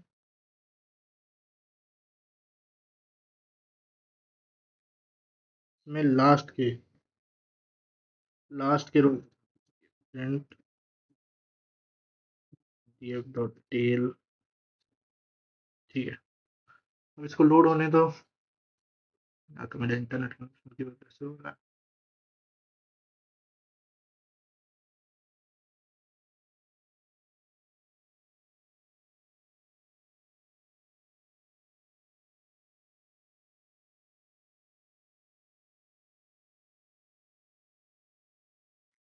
सॉरी सॉरी सॉरी, नेट का इशू आ गया था। ठीक है, तो df डॉट हेड जो है वो हमको टॉप के 5 जो है रो का वैल्यू रिटर्न करेगा, ठीक है। हम अगर चाहें तो टॉप के 10 वैल्यूज़ भी देख सकते हैं। जैसे टॉप के 10 रोज़ जो हैं वो ये हैं, ये 0 से लेकर 9 तक, ओके। 0th इंडेक्स टू लेके 9th इंडेक्स तक टॉप के ये वैल्यूज़ हैं डेटा फ्रेम के जो हमने स्टोर किया था, ठीक है। वैसे ही टेल के अंदर भी हम चाहें तो लास्ट का 5 हमको दिखाएगा। जैसे ये हो गया 617 वैल्यूज़ है, मतलब लास्ट इंडेक्स जो है वो 617 माइनस वन, मतलब 617 माइनस वन 616 होने चाहिए। एंड यहाँ पे भी वही है, तो लास्ट के 5 वैल्यूज़ दिखाएगा। अगर इसके अंदर हम लास्ट के 5 नहीं देखना चाहते हैं, 10 देखना चाहते हैं, या फिर कुछ और वैल्यू की मतलब कोई और नंबर ऑफ वैल्यूज़ देखना चाहते हैं, then it will also support, मतलब ये फिर भी हमें दिखाएगा कि लास्ट के 10 वैल्यूज़ क्या है।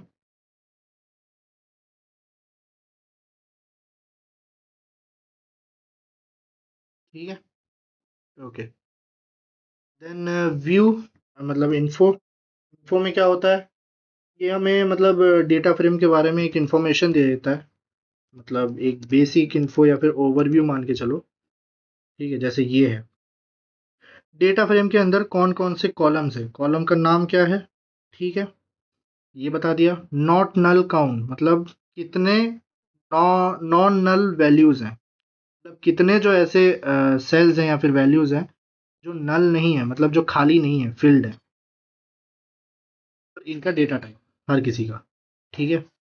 ये हमें इन्फो बताएगा, मतलब एक काइंड ऑफ ओवरव्यू ही मान के चलो, जिससे हमें पता चलेगा कि डेटा फ्रेम के अंदर जो है वो डेटा टाइप्स कौन कौन से हैं, कितने नॉन नल वैल्यूज़ हैं। जहाँ पे मेरे को यहाँ पे दिख रहा है तो 557 नॉन नल वैल्यूज़ है, मतलब नल वैल्यूज़ कुछ ज़्यादा ही है, ठीक है। ये कॉलम का नेम्स एंड उनका इंडेक्स।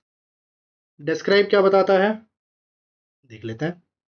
डिस्क्राइब क्या बताता है, df डॉट डिस्क्राइब।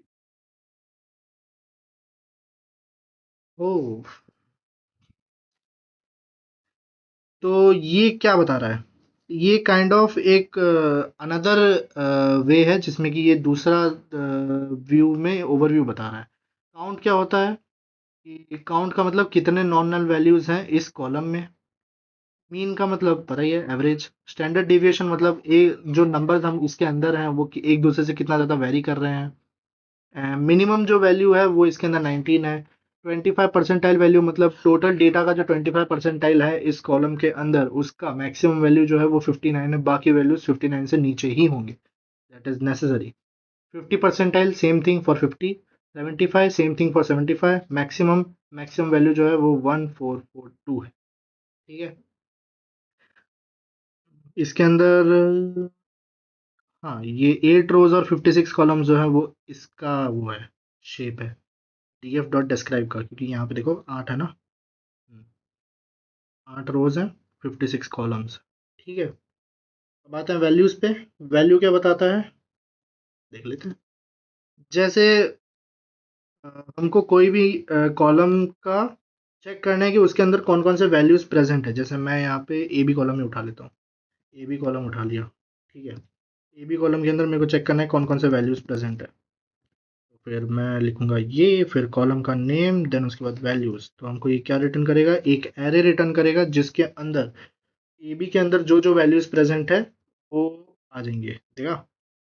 सी एरे एक रिटर्न कर दिया जिसके अंदर ए बी के सारे सारे वैल्यूज है, ये फर्स्ट रो का वैल्यू है, ये सेकंड रो का वैल्यू है, ये थर्ड रो का वैल्यू है। ऐसे चलते चलते हमारे पास 600 समथिंग जो भी थे, उस थे 617 उतने वैल्यूज हमारे यहाँ प्रेजेंट है, ठीक है, ओके। तो ये हो गया वैल्यूज। नीचे चलते हैं, नल काउंट। नल काउंट सबसे ज़्यादा इम्पोर्टेंट मैं कहूँगा है, जिससे हमें पता चलता है कि हमारे जो डेटा फ्रेम है, मतलब हमारा जो डेटा सेट है उसके अंदर कितने नल वैल्यूज प्रेजेंट हैं, ठीक है। df डॉट, पहले तो इजनल देख लेते हैं। ये एक कमांड है, मतलब ये एक लाइन ऑफ कोड है जो हमें क्या रिटर्न करेगा, एक टेबल रिटर्न करेगा जो बूलियन होगा, ठीक है। और हमें ये बताएगा कि उस इंडेक्स पे, मतलब उस सेल के अंदर हमारा जो वैल्यू है वो नल है कि नहीं है, ठीक है। एक बार आउटपुट आ जाने दो, दिखाता हूँ।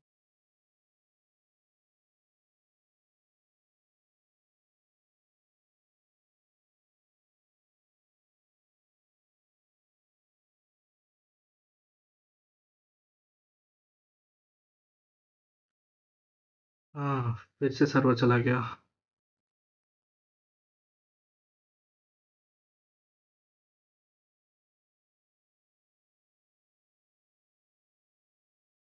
दो मिनट रुक जाओ गाइस। ओह, सॉरी गाइस, नेटवर्क इशू फिर से। तो हम थे इस नल पे। नल काउंट इस नल मैंने बताया था कि ये हमें एक टेबुलर फॉर्म देगा जिसके अंदर हमें बुलियन बुलियन वैल्यूज रिटर्न होंगे, और वो हमें बताएगा कि उस पर्टिकुलर इंडेक्स पे हमारा जो सेल है उसके अंदर नल वैल्यू प्रेजेंट है कि नहीं है, मतलब खाली है कि नहीं है। ठीक है, तो ये सारे सारे सारे सारे जो है फॉल्स आ रहे हैं, इसका मतलब है सारे के सारे भरे हुए हैं। ओके। हाँ, एक ही चीज़ है। ओवरव्यू दे रहा है, कॉलम फिट नहीं हुआ था तो इसलिए नीचे आ गया। डुप्लीकेटेड डुप्लीकेटेड मतलब, oh sorry, is not, but important cheese miss हो गया। इससे तो हमको घंटा आइडिया नहीं हो रहा कि हमको जो है कैसे पता चलेगा कि कितने नल वैल्यूज हैं या नहीं है। तो इसलिए हम पर्टिकुलर कॉलम में देख लेते हैं, नल काउंट देख लेते हैं बेसिकली, कि हमको हमारे हर एक कॉलम के अंदर कितने नल वैल्यूज प्रेजेंट है। जैसे लिखूंगा df dot is null dot sum, मतलब ये हमें एक समेशन वैल्यू देगा जिसका किस किस चीज का सम होगा, नंबर ऑफ सेल्स जिसके अंदर नल वैल्यूज जो हैं वो ये हैं। एक सेकेंड, तो कर देते कमेंट आउट एंड ब्रेसेस। ठीक है, अब देखा, तो ये हमें क्या रिटर्न कर रहा है।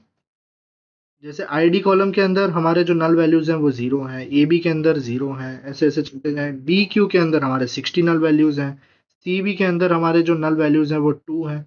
ये सब जो है वो कॉलम्स हैं। ठीक है, इन कॉलम्स के अंदर हमारे कितने नल वैल्यूज प्रेजेंट है उसका काउंट हमें ये बता रहा है, df डॉट इज नल सम। ठीक है, ये हो गया नल काउंट, मतलब हमें इससे पता चल जाएगी टोटल नल वैल्यूज कितने हैं हर एक कॉलम में। ठीक है, फिर आता है डुप्लीकेटेड पे। डुप्लीकेटेड हमें क्या बताएगा कि कौन कौन सा इंडेक्स ऑफ रो है, मतलब कौन कौन से ऐसे रोज हैं जो वापस से रिपीट हुए हैं।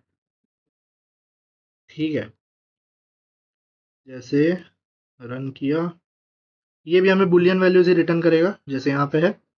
जीरो वाला जो है वो फॉल्स है, फर्स्ट जो है वो फॉल्स है, सेकंड जो है फॉल्स है, मतलब ऐसे रोज पहले कभी रिपीट नहीं हुए हैं, मतलब यहाँ पे ऐसे रोज पहले कभी नहीं वो हुए हैं, दिखाए गए हैं, या फिर पहले से प्रेजेंट है, मतलब ऐसा कोई रिपीटेड रो प्रेजेंट नहीं है। ठीक है, ये बता रहा है ये ट्रू फॉल्स। कहीं पे अगर ट्रू आ जाए तो समझ लेना कि जो फोर्थ इंडेक्स पे, जैसे 4 पे ट्रू आ गया, तो ये समझ लेना कि 4 से पहले वाले इंडेक्स पे या फिर 4 के बाद वाले पे किसी पे ऐसे रोज प्रेजेंट हैं जो same to same copy paste values हैं फोर्थ इंडेक्स के वैल्यूज से। ठीक है, ये बताता है हमें डुप्लीकेटेड। तो ठीक है, व्यूइंग ऑफ डेटा तो यही हो गया, मतलब हम डेटा को किस किस एंगल से व्यू कर सकते हैं। जैसे इन्फो हमें ओवरव्यू दे रहा है, डिस्क्राइब हमें डिस्क्रिप्शन दे रहा है, वैल्यूज हमें वैल्यूज दे रहा है हर एक कॉलम का। हम यहाँ पे मल्टीपल कॉलम्स भी यूज कर सकते हैं, कॉमा दे के कॉलम के नाम लिखते जाओ। ओके,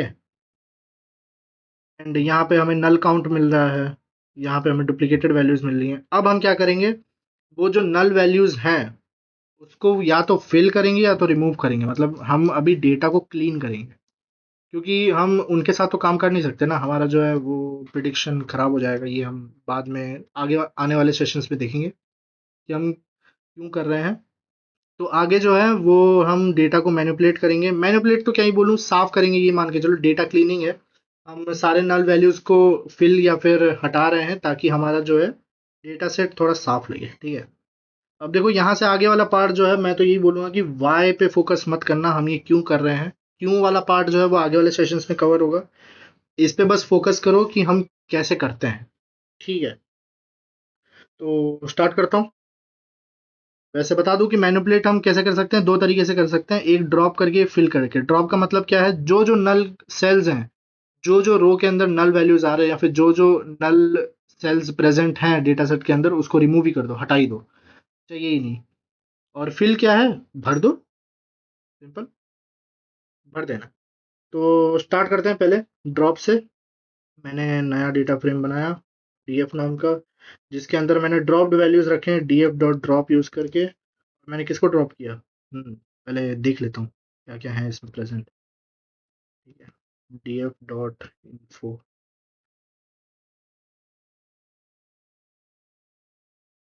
तो मेरे को कौन सा रो हटाना है? सारे के सारे फ्लोट हैं, ये मेरे को ऑब्जेक्ट दिख रहा है तो हटा देता हूँ, गंदा लग रहा है। ठीक है, तो न्यू डीएफ बनाया, डीएफ डॉट ड्रॉप, कौन सा वाला हमें करना है? आईडी वाला। ठीक है,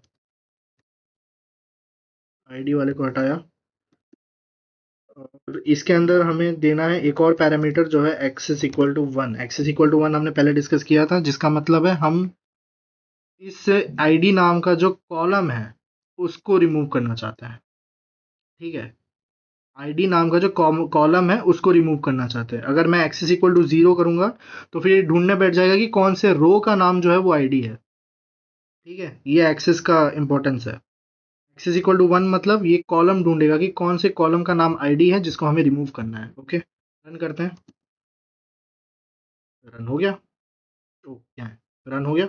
ठीक है, आगे बढ़ते हैं।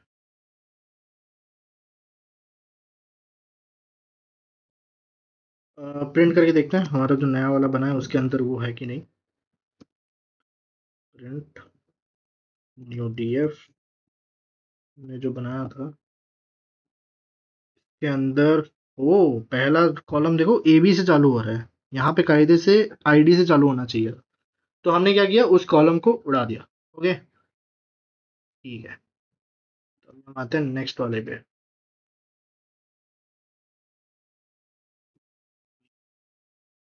मैटप्लॉटलिब कैसे खुल गया?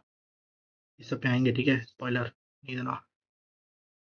तो नीचे अब ऐसे ऐसे करके जाना होगा। ठीक है, तो अब मैं क्या कर रहा हूँ, अब एक और चीज़ दिखाता हूँ। जैसे मैंने नया डीएफ लिया, उसके अंदर मैंने DF dot drop N use किया है। ड्रॉप एन का क्या मतलब है?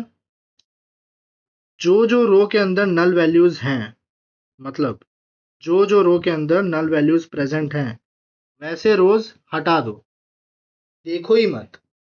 मतलब जैसे रो नंबर 4 पे मेरा एक ही नल वैल्यू है, हटा दो, पूरा रो ही हटा दो। ठीक है, तो रन करते हैं। ठीक है, रन हो गया। अब नए सेल पे इसको प्रिंट कर, शेप देख लेते हैं। जैसे न्यू डीएफ मैंने अभी बनाया, मेरा जो पहले ओरिजिनल डीएफ था, इन दोनों का शेप देख लेते हैं। इसका भी शेप देखना, शेप में डिफरेंस आना चाहिए कायदे से। हाँ देखा, आया है। पहले जो था उसके अंदर 617 रोज थे, न्यू डीएफ जिसके अंदर हमने सारे के सारे ऐसे रोज हटा दिए जो नल वैल्यूज या फिर नल सेल को कंटेन करते थे। ठीक है, उसको हटाने के बाद हमारे पास जो नॉन नल वो बचे हैं, वो 548 रोज हैं। ओके, ठीक है, तक समझ गए। अब आगे आते हैं।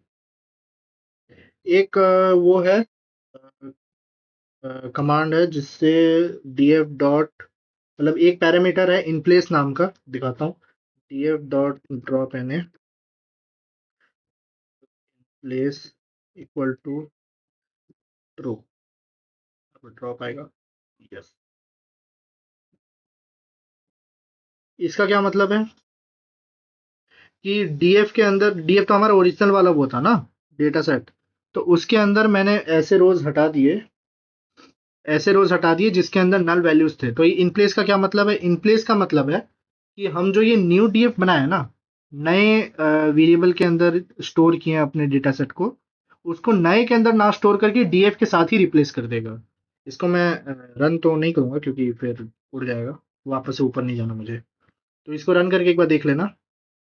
ठीक है, ये इन प्लेस का वो है, यूज केस है कि इन प्लेस क्या करता है, जो भी हमने न्यू डीएफ के अंदर स्टोर किया है, जैसे हमने ड्रॉप करने के बाद हमारा जो नया टेबल बना है या फिर नया डेटा सेट बना है, उसको हमने न्यू डीएफ के अंदर स्टोर किया है, तो ये क्या करेगा, नया डेटा जो हमारा बना है वो डीएफ के अंदर ही रिप्लेस कर देगा या फिर ओवरराइट कर देगा।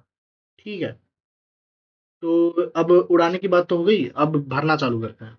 भरेंगे कैसे? डीएफ डॉट ड्रॉप एन ए,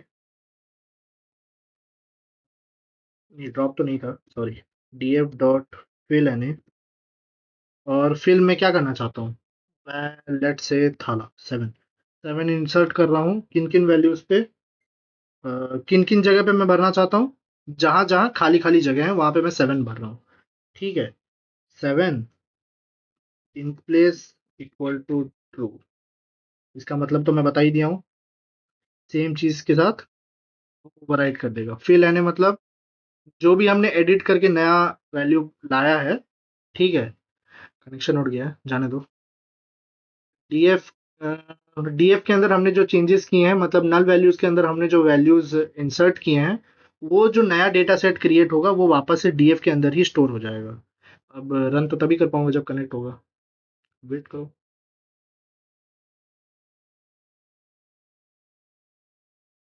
ठीक है, सॉरी गाइस, वही नेटवर्क इशू। फिल एने में हम क्या डिस्कस किए, फिल एने में हम लोग डिस्कस किए कि जो भी हमारा नल वैल्यूज जहाँ जहाँ मतलब नल स्पेसेस जहाँ जहाँ प्रेजेंट है, वो हमारा फिल हो जाएगा जो हम वैल्यू प्रोवाइड करेंगे उससे। ठीक है, तो ये हो गया। तो अब हम क्या करते हैं, अ, ठीक है, ये इतना हो गया। अब हम देखो, जैसे हमने यहाँ पे रैंडमली कोई भी नंबर, जैसे मेरे दिमाग में सबसे पहले 7 आया तो मैंने 7 भर दिया। अब वैसे तो हम भर नहीं सकते मन मुताबिक, हमें डेटा से रिलेटेड कुछ एक ऐसा वैल्यू भरना होगा ना। तो उसके लिए ना हम जो बचपन में पढ़े थे मीन मीडियन मोड, उसका यूज करके भी हम वो वैल्यूज हर एक कॉलम का इनपुट दे सकते हैं नल स्पेसेस के अंदर। मतलब हम पहले मीन या फिर मीडियन या फिर मोड कैलकुलेट करेंगे हर एक कॉलम का, एक कॉलम का तो नहीं करेंगे, जिस नल वैल्यू को हम फिल करना चाहते हैं उस कॉलम का निकालेंगे and then fill the value with that, मतलब वो वैल्यू को हम फिल करेंगे उस नल स्पेस के अंदर। ठीक है, जैसे मैं पहले मीन कैलकुलेट कर लेता हूँ। मैंने मीन कैलकुलेट किया डीएफ किस स्पेस का, से मैं पहले नल देख लेता हूँ ना, डीएफ डॉट नल डॉट, ओके, कहाँ कहाँ नल वैल्यूज प्रेजेंट है मैं पहले ये देख लेता हूँ। हाँ, हाँ, हाँ, किधर भी नहीं है। डीएफ चेंज कर लिया था क्या मैंने, वापस रन करता है।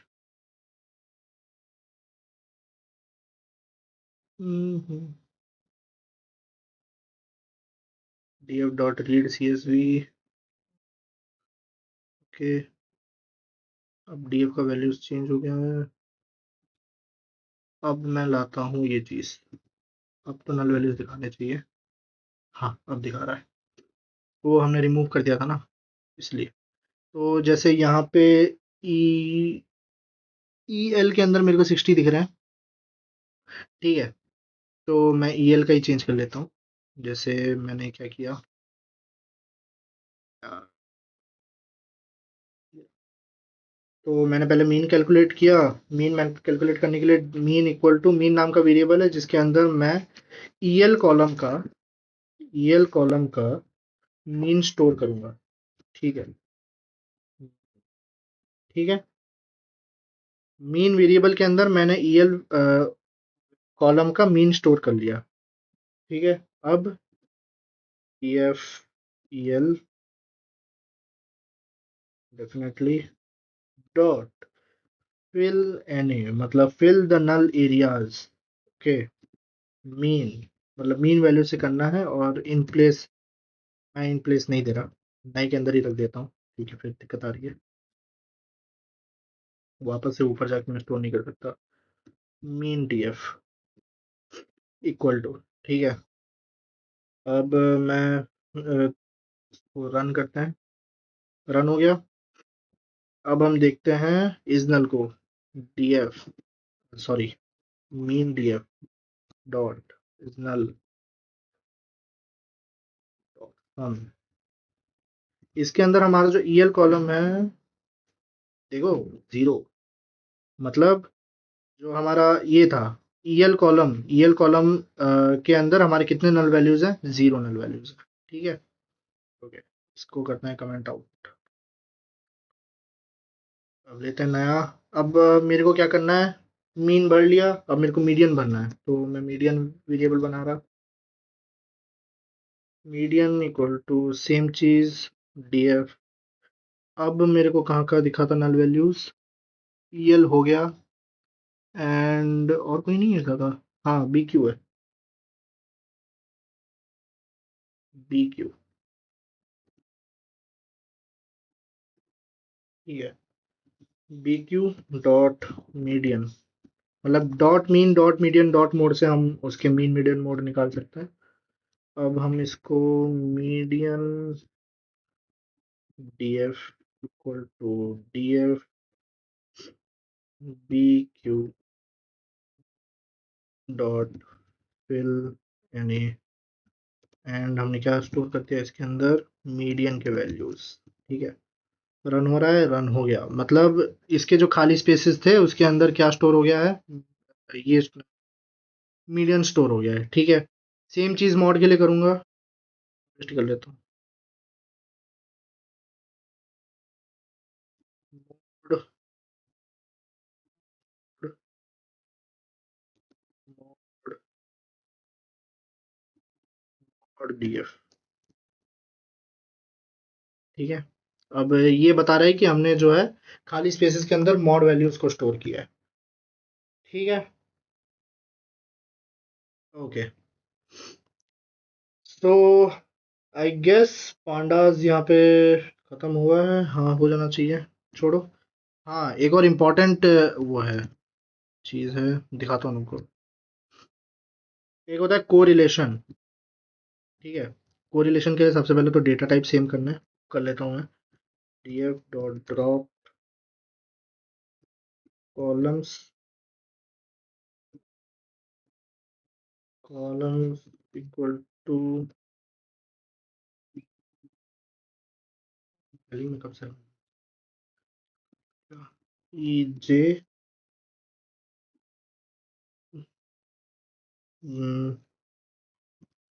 B Q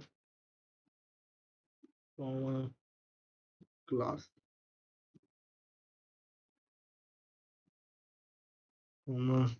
in place equal to true.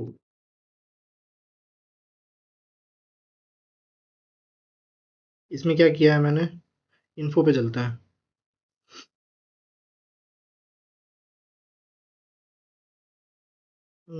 ये रहा, देखा, इन्फो में आईडी तो हमने हटा दिया था तो उसको हटाओ। बाकी सारे देखो फ्लोट फ्लोट फ्लोट फ्लोट है, और ईजे जो है वो ऑब्जेक्ट है, तो इसको हमें हटाना है।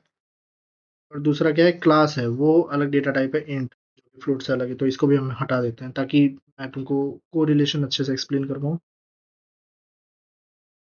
ठीक है। ये रन हो गया, मतलब डीएफ के अंदर हमारा जो ये जो इन तीनों कॉलम्स को मैंने रिमूव कर दिया और उसको डीएफ के अंदर स्टोर कर दिया है, ठीक है। अब मैं टाइप करूंगा df डॉट कॉर, ठीक है। अब एक डरावनी चीज आने वाली है, डरना मत, आ जानी चाहिए, एरर ना आ जाए बस। आ गया। आईडी भी रिमूव कर देते हैं, आईडी भी होगा इसमें।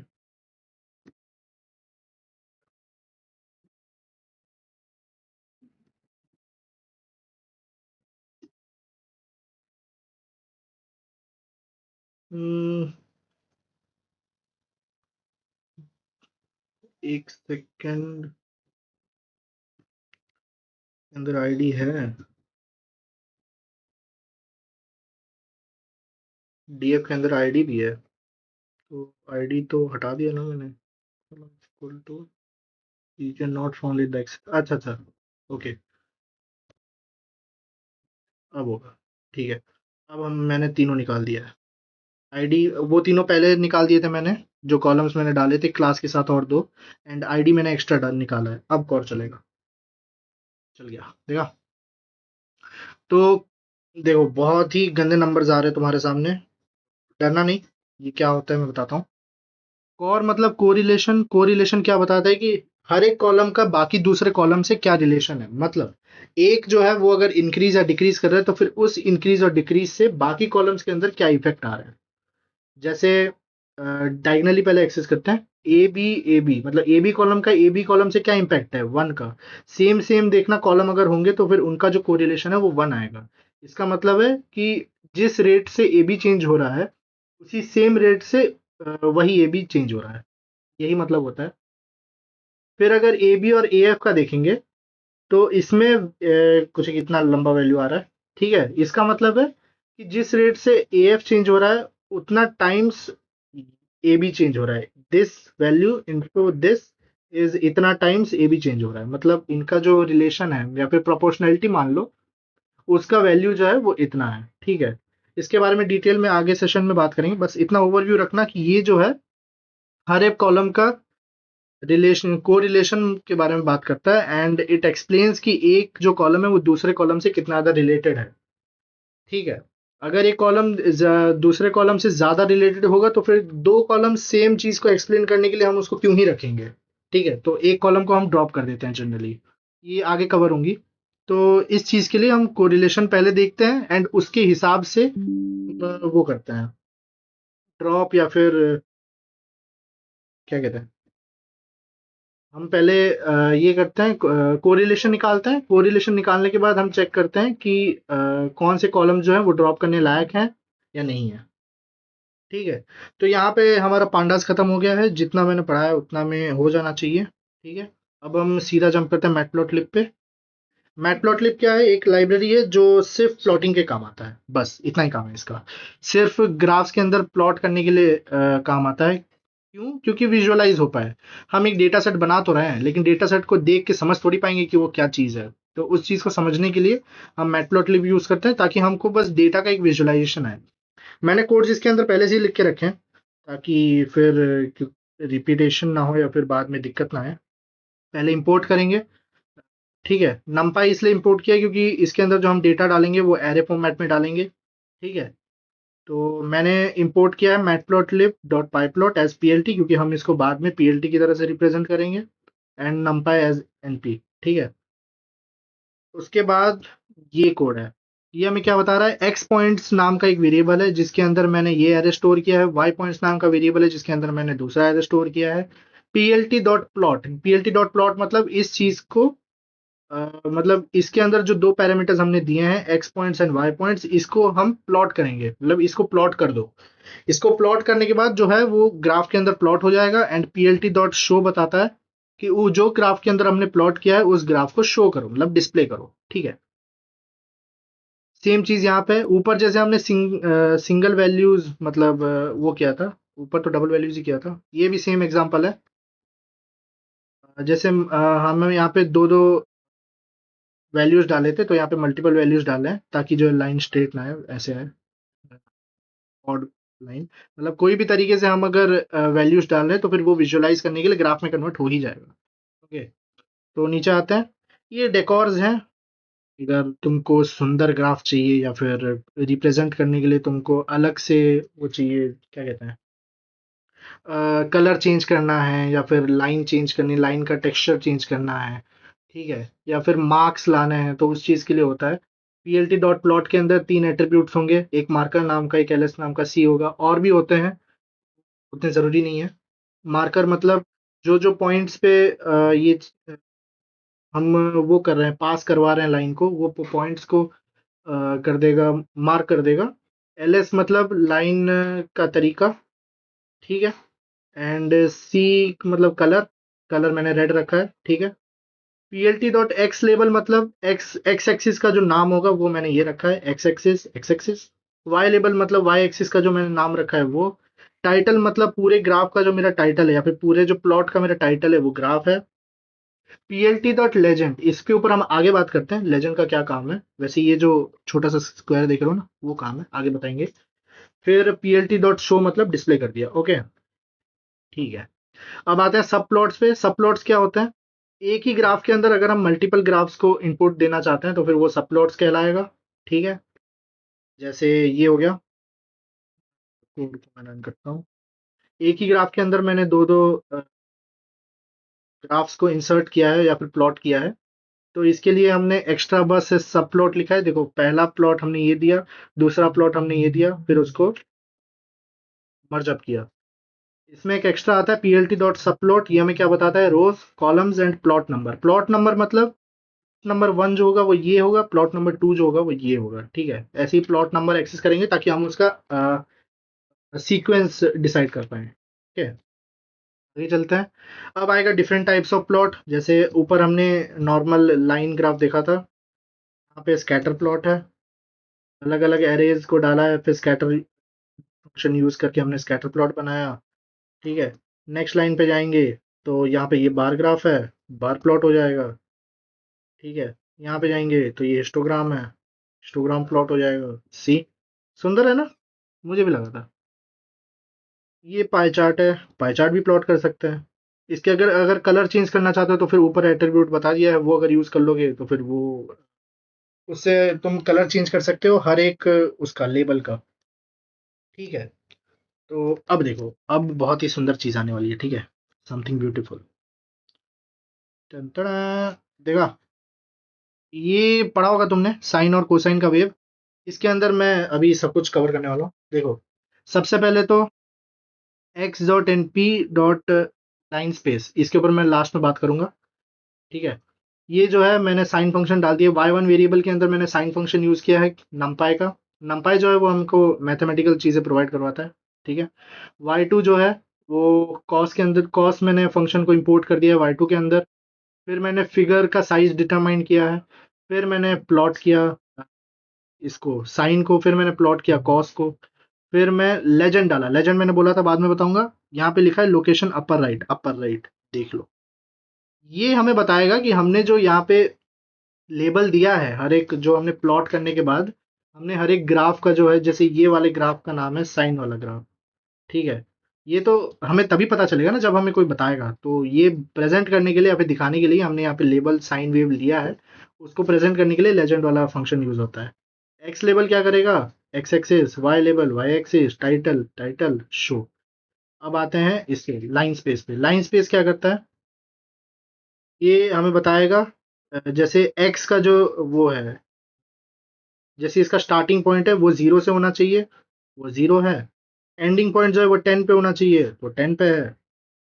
और ये 100 क्या है, 100 मतलब कितने पॉइंट्स को मिलाने के बाद या फिर कितने स्पेसेस को मिलाने के बाद हमें ये ग्राफ चाहिए। अब अगर मैं इस वैल्यू को कम कर दूं, 2 कर दिया, 2 छोड़ो 5 कर दिया। ठीक है, देखना। हाँ,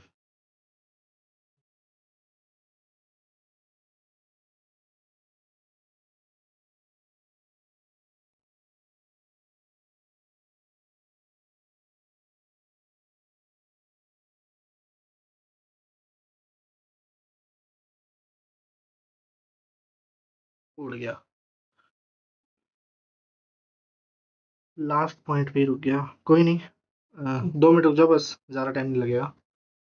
सी, मैंने यहाँ पे अगर वैल्यू 5 रख दी, देन यहाँ पे जो ग्राफ है वो बहुत ही गंदा बन गया है, मतलब हद गंदा। ठीक है, कितने लाइन्स यूज हुए हैं, 1 2 3 4, 4 लाइन्स यूज हुए हैं। मतलब रीजन 5 है, ये खाली वाला रीजन भी गिनेंगे तो 5 रीजन्स में डिवाइड हो गया है। तो 5 रीजन्स के अंदर हमारा जो ग्राफ है वो प्रेजेंट हुआ है, तो ये वही बताता है। अब अगर मैं इसको इंक्रीज कर दूं 10 पे, तब क्या होगा, फिर वही 10 स्पेसेस में डिवाइड हो जाएगा। फिर थोड़ा बहुत वो क्या कहते हैं, हाँ ये देखो 10 स्पेसेस में डिवाइड हो गया। थोड़ा बहुत ग्राफ जो है वो असली ग्राफ से रिजेंबल करना चालू हो गया। तो फिर तुम बस ये डाल सकते हो कि कितने स्पेसेस को गिन के तुम ग्राफ को रिप्रेजेंट करवाना चाहते हो। तो मैंने 100 इसलिए डाला था ताकि जो है वो स्मूथ ग्राफ मिले हमको। ज़्यादातर रीजन्स को अगर यूज़ करेंगे तो फिर बारीकी बनी रहेगी। ठीक है, ठीक है, यहाँ पे हमारा तीनों लाइब्रेरीज कवर हो चुका है। ये नोटबुक तो प्रोवाइड करवा देंगे। एंड मैं तो सजेस्ट करूँगा कि जितना पढ़ाया है उतना तो ठीक ही है, but have a look on तीनों के डॉक्यूमेंटेशंस पे चले जाना, व्यू कर लेना। ठीक है, थैंक यू, बाय बाय।